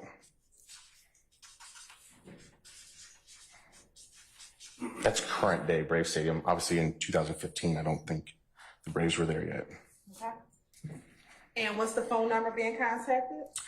Our 1990 YSL phone number is contacting 404-664-3383 that we've identified as Mr. Jimmy Winfrey's phone number.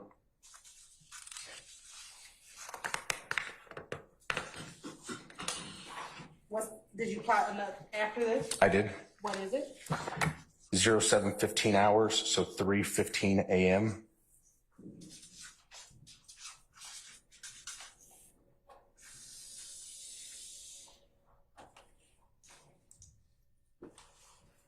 Where is the phone? Where did you plot? It's 285 east of I-75, more towards Northside Drive would be my reference point in that direction, general area.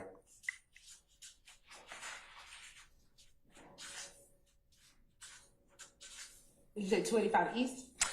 Correct. So it's still on the 285 line, east of I-75. And my best reference point would be, I think it's Northside Drive is the next exit, if my memory serves me.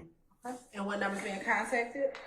So 404-664-3383.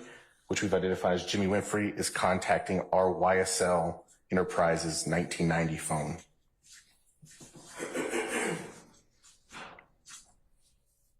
Did you plot after this? I did. What did you plot? 07:16 hours, so 1 minute later, that puts us at 3:16 a.m.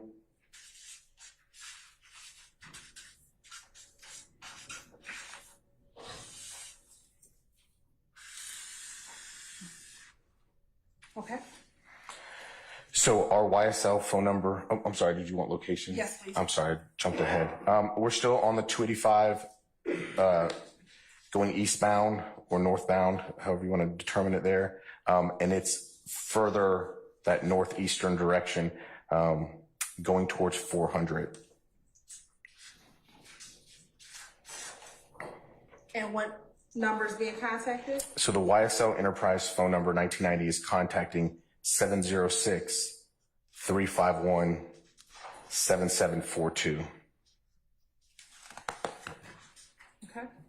Did you plot after this? I did. What is that? 0718, which puts us at 3:18 a.m.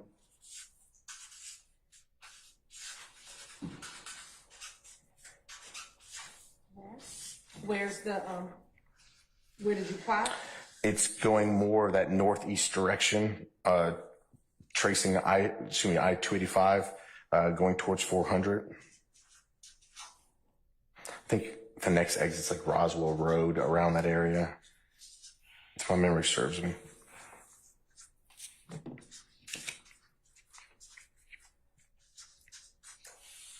And for the plot before that,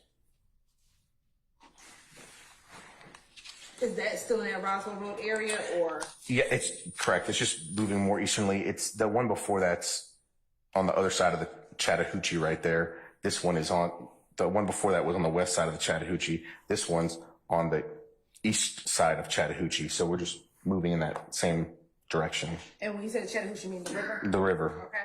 What's the phone number being contacted? So on this one, a number is calling into our YSL phone, and it's the 1990, and it's 770-875-2045.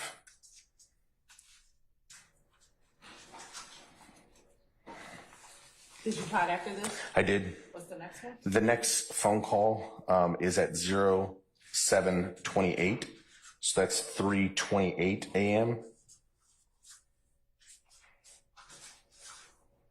Okay. Where is the location of this phone? So we're now on I-75. Basically, I would say in between 285 and the I-75, I-85 connector, kind of right in between. So I would imagine just south of Northside Drive, without blowing up the map, I'd say just smack dab in the middle.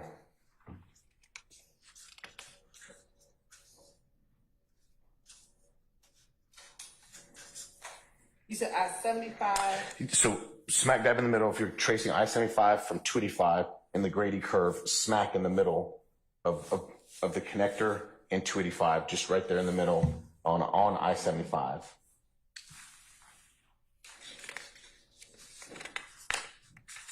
Okay. And what's the phone number? So a phone number's calling into our YSL Enterprise 1990. It's the 706-351-7742.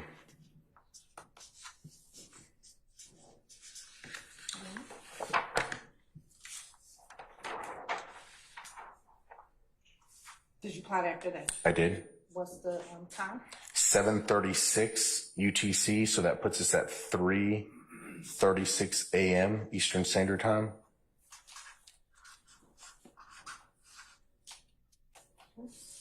What's the area that was plotted? We're now south of the Grady curve at the I-75, I-85 intersection of I-20. We're south of I-20.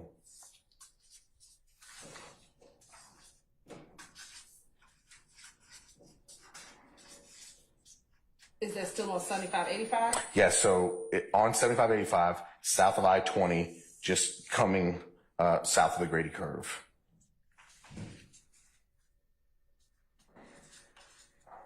Okay. And what's the phone number?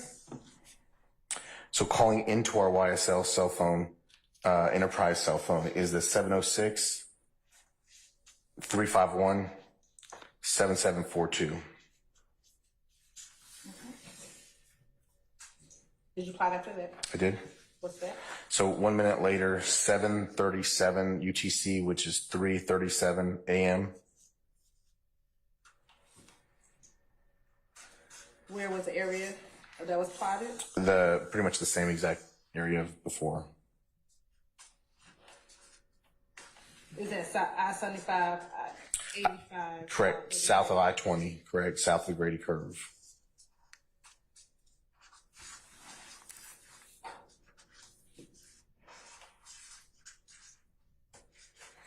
I'm trying to think by Atlanta geography. I think that's like Georgia State's new stadium. That's there, the old Turner Field kind of area.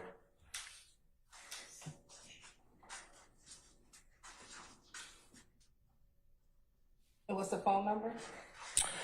So calling into our YSL enterprise phone number is 404-901-5726.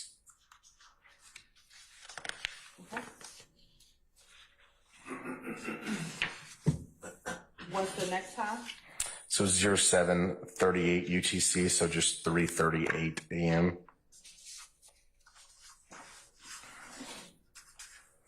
What's the location? So it's south of what we were at before. So it's on the I-75-85 interstate, south of the I-20 and Grady Curve.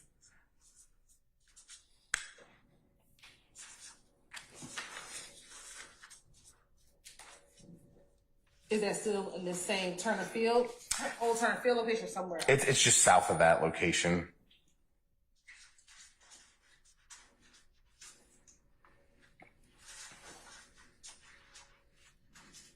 What's the phone number? So our YSL Enterprise 1990 is contacting 404-901-5726. All right. I think last but not least is it's 0753 UTC. So it's just 3:53 a.m.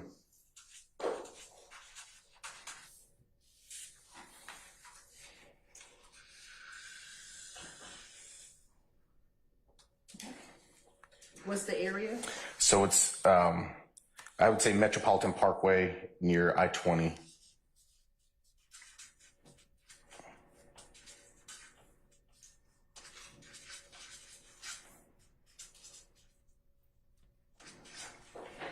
And what's the phone number? So our YSL Enterprise 1990 is contacting 678-815-5790.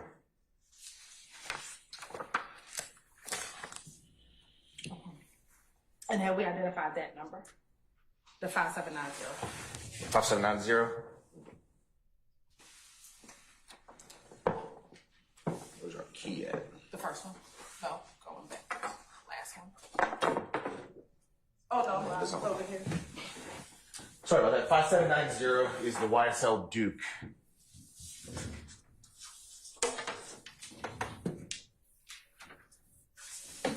Okay. Now, looking at the plots on the 1990 phone, are there any similarities with the route that the 3883 phone took on the night of April 25th, 2015 into the morning of April 26th, 2015? Objection, Your Honor. It calls for speculation on the plot of the phone versus the plot of the towers. I'm gonna sustain the objection. Looking at what we charted out yesterday with some of the location areas, did you see any consistency between what we plotted out yesterday with the location areas and what we plotted out today, the location areas? Same objection, Your Honor. I sustain the objection. at the chart from yesterday, do you see some of the same location names that you identified yesterday? Same objection, Your Honor. A standing objection.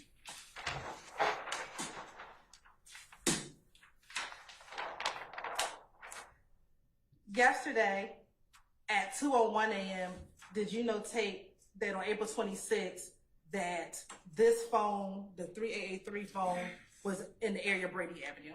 Objection, Your Honor. It calls for speculation. Overrule, sir. I'll sustain as to leading, but I'm not, I'll overrule that as the answer. What time, looking at what we did yesterday, at 2:01 and 3:04, is there a notation regarding Brady Avenue? There is. And at that time, what phone number was being contacted? The 1990 YSL Enterprise phone. And based on yesterday, did you identify a particular area based on this chart that we did yesterday? I did. What was that? So that's Brady Avenue, Club Compound. Okay. Now, looking at what we just discussed,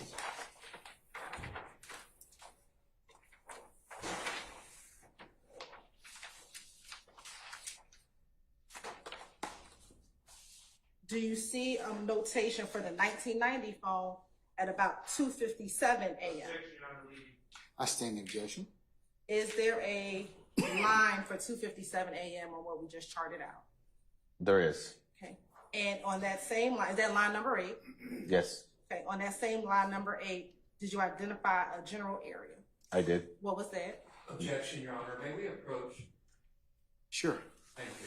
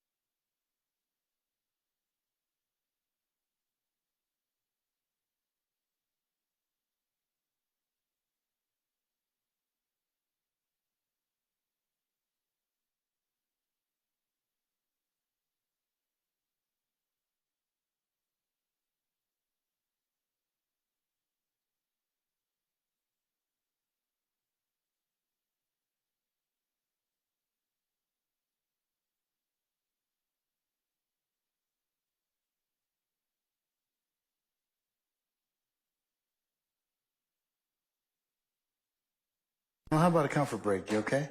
About 10 minutes, maybe? What do you think? All right. Ladies and gentlemen, we're going to take a comfort break, 10 minutes, okay? All right. All rise.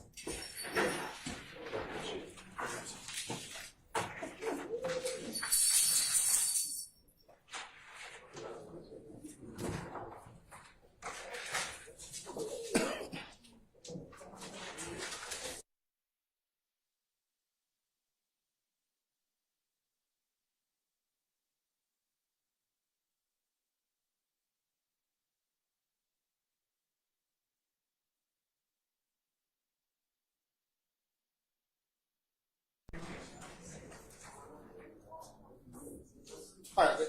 Our jury is left, ladies and gentlemen.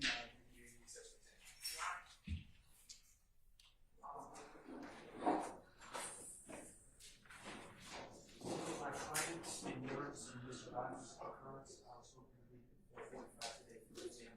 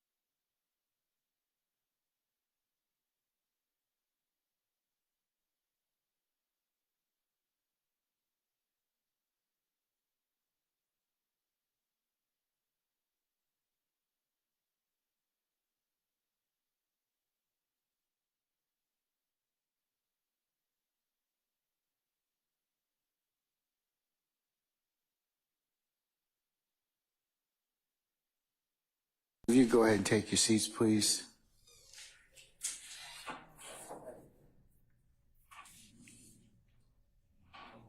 That's Bruce. Everybody here? No, we good. Everybody here? Yes. All right, Sergeant Brown, is everybody here supposed to seated? I'll note for purpose of record, Mr. Sharp wished to be excused. Mr. Botch, you have the con, so to speak. Mr. Stillwell, that's okay with you, sir? Okay, all right. All right, summon our jurors, please, sir. And our witness.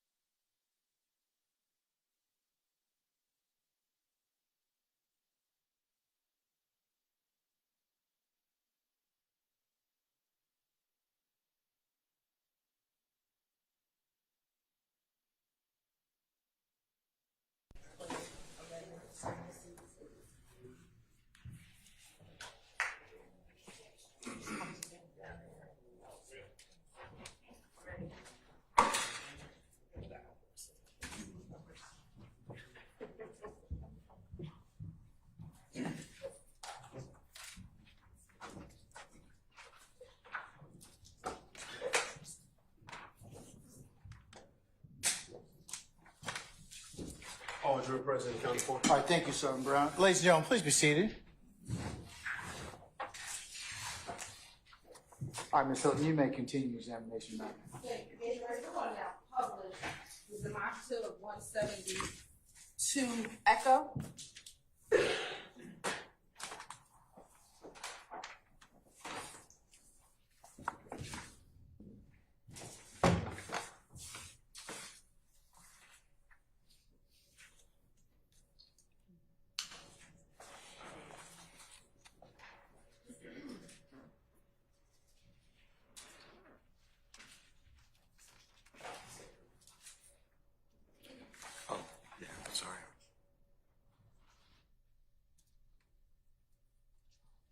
Now, first, looking at the first page of 172 Echo,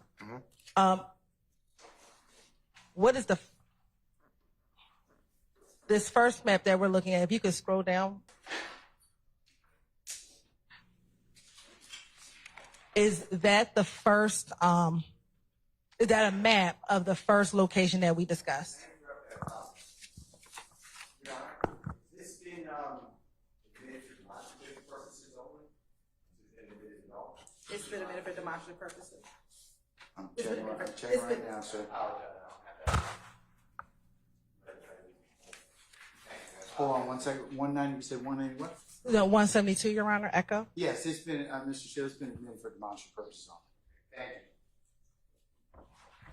you. Now, earlier when you talked about the location, is that where what is at this location? What is at the pen site? So, what's at the pen site? Yes. So that's the location in which the CDRs direct me to, is the way to say it. Let me ask a more direct question. Is that a cell tower? Yes. Okay. And as we look at the math and we talked about where you plotted, are you plotting where the cell tower is located? That's correct. Okay. All right. So now looking at the 158, is that the 958 time frame on 4/25/2015? That is correct. All right. And again, in looking at the map, is that similar to what you were speaking of when you said it was I-75 to I-85 split south of the airport, closer to the airport? Correct. We could see the split just below that pin drop. And the airport's, of course, right there. We see that blue airport pin that Google Maps put on it. But yes, that red pin is just north of the 75-85 split on the south side of the city. Okay. Now, going up to the next map.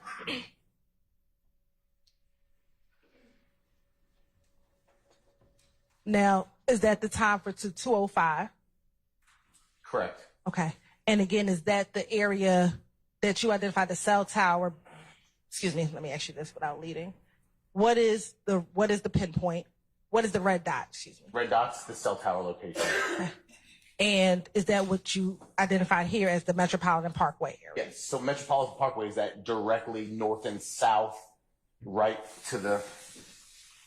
So that's going to be the Metropolitan Parkway right there. So we're north of I-75-85, and that's Metropolitan Parkway right there. So I just identified it as a reference point that it's close to the Metropolitan Parkway.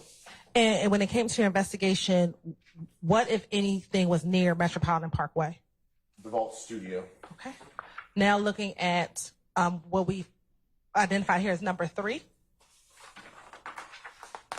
And is that the 3:04 time frame? Yes, that is. And where is the red dot?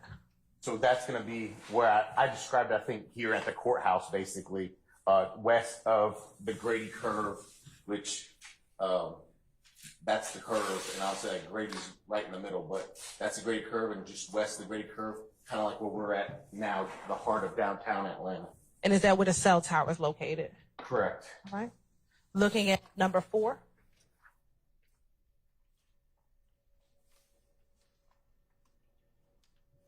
And again, where is the pinpoint and what did you describe?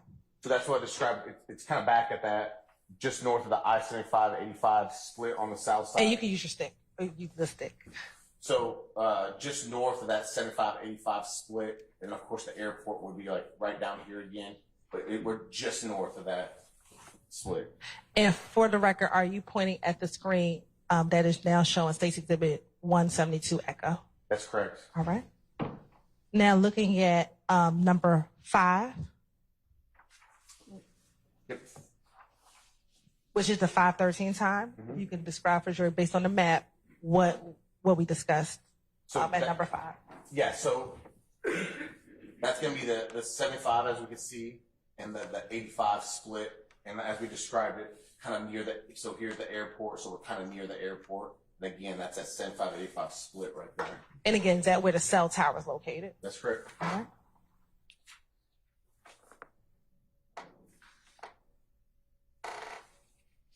Okay. Looking at number 6. Correct. Is that describe again based upon here what we're looking at number 6? Correct. So we're on the 75-85. You can bring it out a little bit. We're on the 75-85 connector right here, south of I-20, south of the Grady curve, south of I-20, right here on the connector. Okay. Now, number 7.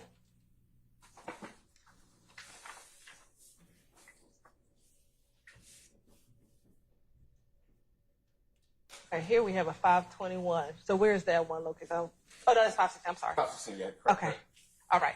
What are we looking at here? Sorry. Yeah, so 516, which is going to put us at 1:16 a.m. That's that pin that we discussed being west of the I-75-85 connector, just south of 20.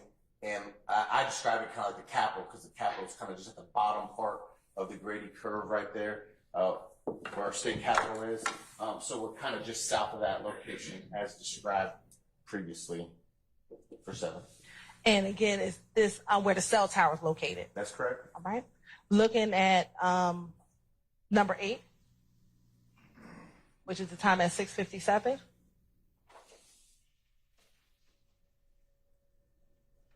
Again, if you can kind of explain or show what we're looking at in the map based upon number 8.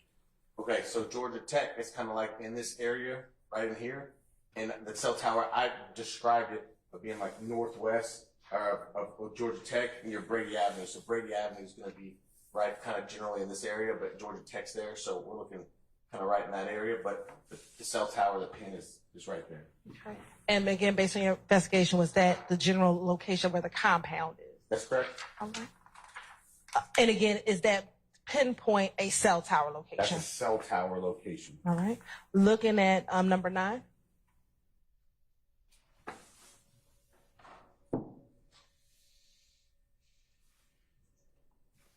Oh, I think I think she. Okay. come down one. Correct. Okay, right here. Okay, now looking at number 9. Yep, so that's 6:58 UTC, which puts us at 2:58 a.m. I describe it as northwest of Georgia Tech, near the club compound. So that's kind of, that cell site location is closer to club compound Brady Avenue than the previous one. That's that I previously discussed. Okay. And I think you just said it, but again, is that just where the cell tower is located? Cell tower located there. All right, I'm sorry, I flipped it. And now number 10. Sure, so 10 is at 0703 UTC, which puts us at 3:03 a.m. And we're now at the cell tower, kind of like previously described, northwest of Georgia Tech and west of Brady Avenue there. Okay. So based on the records between 257 and 303, the phone it's on 3 different cell towers in that that location. I sustain the objection. Based on between 257 and 303, where are the cell towers located? Overrule, sir. So this cell tower and this cell tower, number 8 and line number 10, those appear to be in that northwestern direction, and this one appears to be compound. So there is at least tower movement, is what we're seeing at the cell phone and the towers. Ms. Hilton, before you pose another question, counsel, can I see you for a second? Don't go anywhere. Don't go anywhere. Don't go anywhere.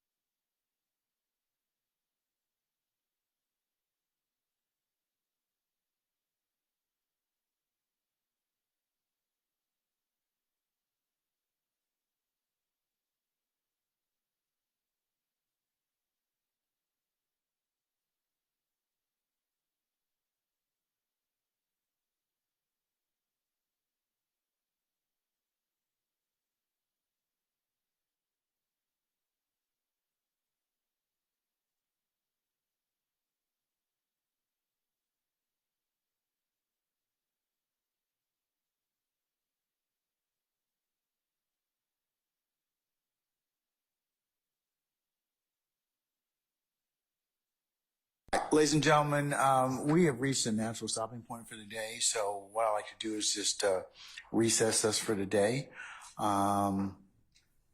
Agent Racy, if you could be here tomorrow morning for 9:45 for anticipated 10 o'clock start time. Yes, Your Honor. Okay, all right, I'm going to release you at this time, sir. Yes, sir. Don't discuss testimony with anybody except the attorneys in this case. Yes, sir. Thank you.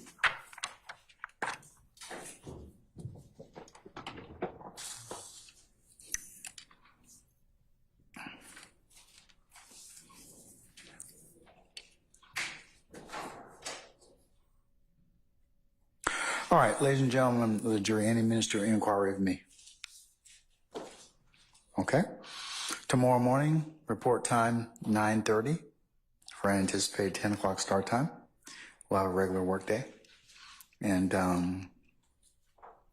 see where the day leads us, okay? All right, let's go through your admonitions. Remember, leave your notepads in the basket. Please do not discuss anything about this case that you may have heard today, either when you're going out or as you are going to get your vehicles or take any mode of conveyance back to your homes in our great county.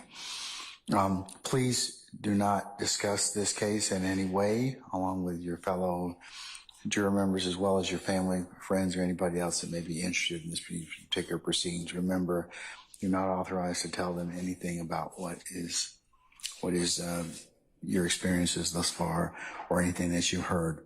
Do not go on any third-party websites to do any extra research or to augment or otherwise your understanding. The only thing you can consider is presented in the four walls of this courtroom. Remember, you cannot go by and visit any of the scenes or that may have been depicted or shown to you. Also,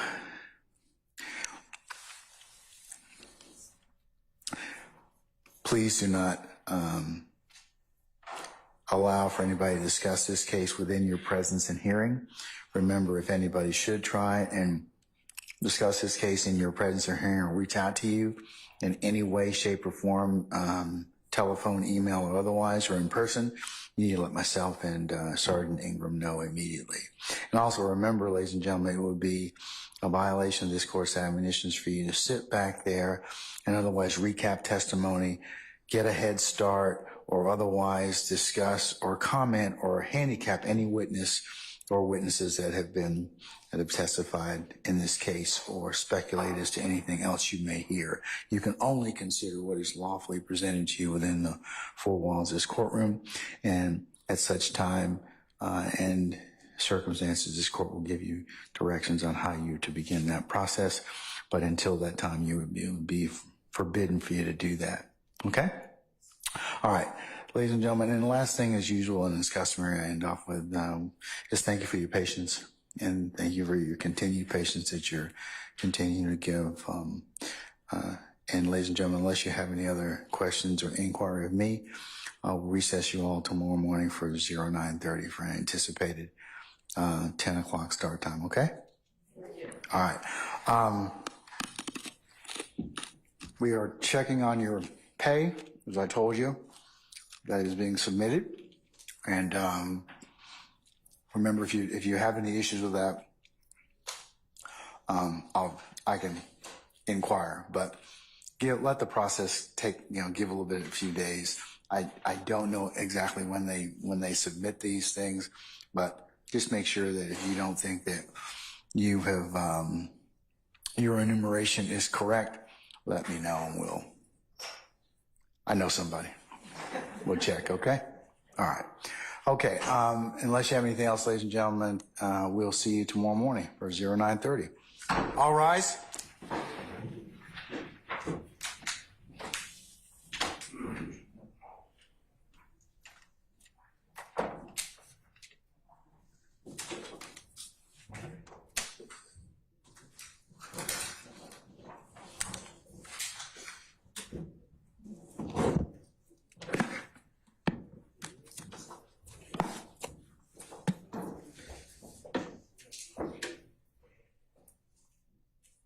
All right, ladies and gentlemen, please be seated. Our jury has left us. All right. Ladies and gentlemen, any other minister inquiry me? So not, I'll release you till tomorrow morning. I don't have can I make a motion and just let me know if I can do this tomorrow so I don't waste the time. Is that okay? Not waste the time, but take up the time. What motion do you wish to make, sir? So I made it at the bench. The state asked Double Agent Ray C whether Mr. Winfrey pled guilty shortly after the October phone call that was played over objection, where he was, where an unknown person states that another unknown person stated he would get a Porsche. Yeah, we covered that already. So you have an additional objection, sir? Yeah, so this is my issue.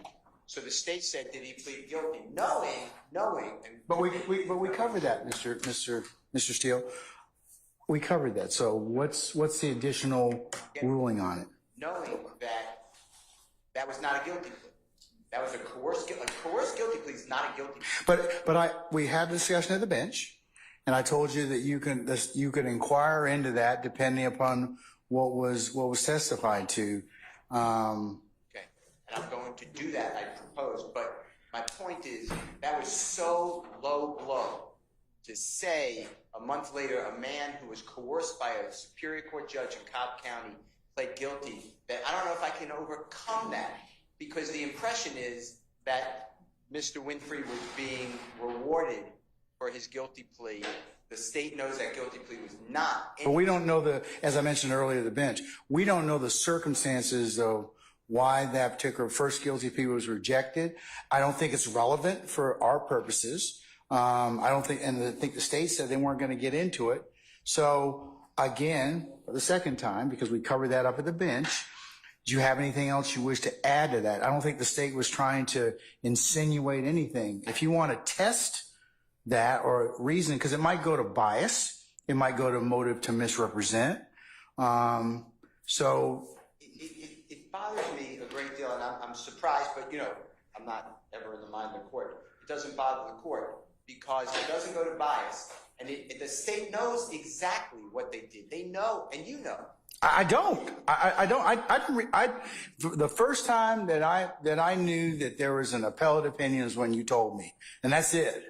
I don't have anything. I don't have any other knowledge of that. Well, I read every opinion, and Winfrey versus State specifically states, and it gives what happened, that the Honorable Judge Staley in Cobb County coerced a human being to enter a guilty plea. For the state of Georgia to say, did he plead guilty a month later, that to me is beyond the pale.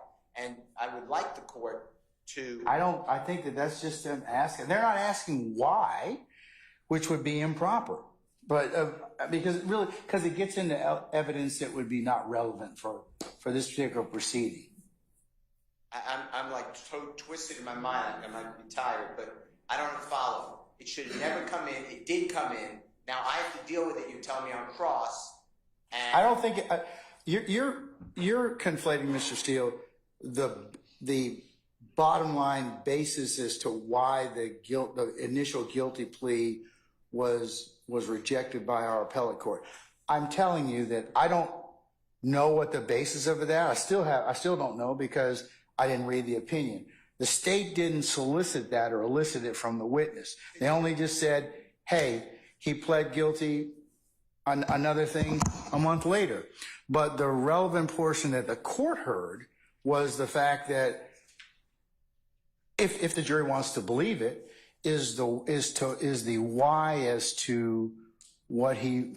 Winfrey may or may not have gotten. And that's the only thing that I heard at this point in time. I think that, from being a person who loves what we do and loves the courts, I think it's offensive to say and have an agent testify that a guilty plea occurred when everybody knows or should know that guilty plea is not a guilty plea. It is struck, vacated. Okay, and Mr. Steele, I'm kind of just telling you that the reason and rationale is not, that would be totally improper for us to get into. Okay. I would agree about that, but I don't think that was the state's intention in asking that question. So I'll note your concern for purposes of the record, okay? Okay, so I'm going to make a proffer then for about 10 seconds if I may. And I understand what you said. Of course, I'll follow your rule. But I was going to ask Agent Racy, I was going to take the opinion, and I will be perfect to the opinion. And you stated that this man pled guilty. The man actually wanted to go to trial. You could say yes or no. The man was then told by Judge Staley that she doesn't see him winning. She knows the people in Cobb County. They will not like him. He will go to prison. He's going to be sentenced for X number of years, whatever the opinion says, and then he can answer the questions, and I will then ask the court to strike that testimony again like I did earlier. I understand you're telling me it's not relevant. I believe that it should have never come in the first place, and the state of Georgia has misled the jury. He did not plead guilty a month later because we do not recognize that as a guilty. When I say we, our system of what we call just was not, it was perverted. Okay, all right. Hold on, Mr. Matthews. The state wish to be heard on that issue? Yes, Your Honor. Yes, Ms. Hilton. Your Honor, first I want to direct the court to an order that was entered on April 9, 2024, in which there was an order in which we cannot discuss the appellate process. What is a fact is that Mr. Winfrey pled a month later. What the state asked, which was my next question, and I forget how I phrased the question, did he have to plea again to the same charges? And he said yes, approximately a year later, to show that there was something that occurred and he had to plead again. But the fact remained that 1 month later, he took a plea. Now, the reason why it was overturned, or the reason why that is the appellate process in which the court has ordered that we cannot discuss and that we cannot get into. What Mr. Steele is speaking of is the reason why it was overturned. That is not for this jury to determine. They can know he pled once and then he had to plea again, which is the plea that we had. Because what I can imagine is on cross-examination, if I did not ask that question, they would have crossed him on it. And so what I did was ask him about a fact, which was a fact, and then did something else occur later on, which is also a fact. And if Mr. Steele is going to go into what occurred during the appellate process, he's going to be assuming facts not in evidence, because that we never asked him anything about the appellate process. When did I enter that order? On April 9, 2024. Okay, all right. So I've already dealt with that issue, Mr. Steele. I note your objection, so I don't believe that those questions would be relevant for this inquiry based upon my order. So, but I'll note your objection for the record, okay? Of course. No, all right. I appreciate your kindness. Can I have 2 more statements for this, though? If you don't mind. I understand the ruling. I just want to make 2 more statements. Yes. Okay, thanks. First one is, I don't know how the state can say I was going to, or anyone, maybe I shouldn't speak for other people. I never had a conversation with the prosecution that I would ever cross-examine a witness on a coerced guilty plea. You made a proffer, that's all. I mean, I don't think we need to spend more time with it, but I'm good. Said that they took the wind out of the sails. I never, ever was going to do that. Number 2, based upon your ruling, I understand it, and I'd just like you to, I'm going to move for a mistrial because I can't cross in it. If it's denied, can you just do what I've been doing? I'll deny the motion for mistrial. I'll go ahead and grant you, I will note that you've asked again for mistrial before the positing of the next question, which you've done. All right. Mr. Matthews, did you have something you wanted to tell? Yes, I just wanted to chime in on that issue that has just been addressed by the court. I wanted to. Which issue, sir? That the Honorable Mr. Steele addressed with the court. Which one? The guilty plea. Okay. Or lack thereof. Okay. So essentially, Your Honor, when the state had Agent Racy on the stand, they started with the jail call. They played the jail call, give you a Porsche and a $250,000. Then they identified this person shot. What did you hear him say? Heard a $250,000, Porsche purchase. What was significant about that call? And then, Your Honor, the state said, now did a month later did Jimmy Winfrey plead guilty? In the testimony, the response was he pled. Mr. Steele made an ask to approach. We approached. He made his points at the bench. After he approached, that's when the state furthered their question and said, hey, did something occur a year later, and did he take another plea? So that was afterwards. So in my mind, Your Honor, that sequence of questioning by the prosecution led the jury to assume and conclude that it was after he heard a $250,000, after he heard that a Porsche was going to be given to him, he pled a month later. And I don't think we can unring that. And again, the Winfrey versus State 304 Georgia 94, what Mr. Steele is saying, which I tend to agree with, is that after that Supreme Court reversed that plea, it was not a plea. It was not a guilty plea on that date when he initially pled a month later, because it was reversed. And it was reversed because the Supreme Court determined that the judge improperly, under Uniform Rules Superior Court 33.5 paragraph A, determined that she improperly involved herself in plea negotiations, and there are a number of quotes, this opportunity is going away.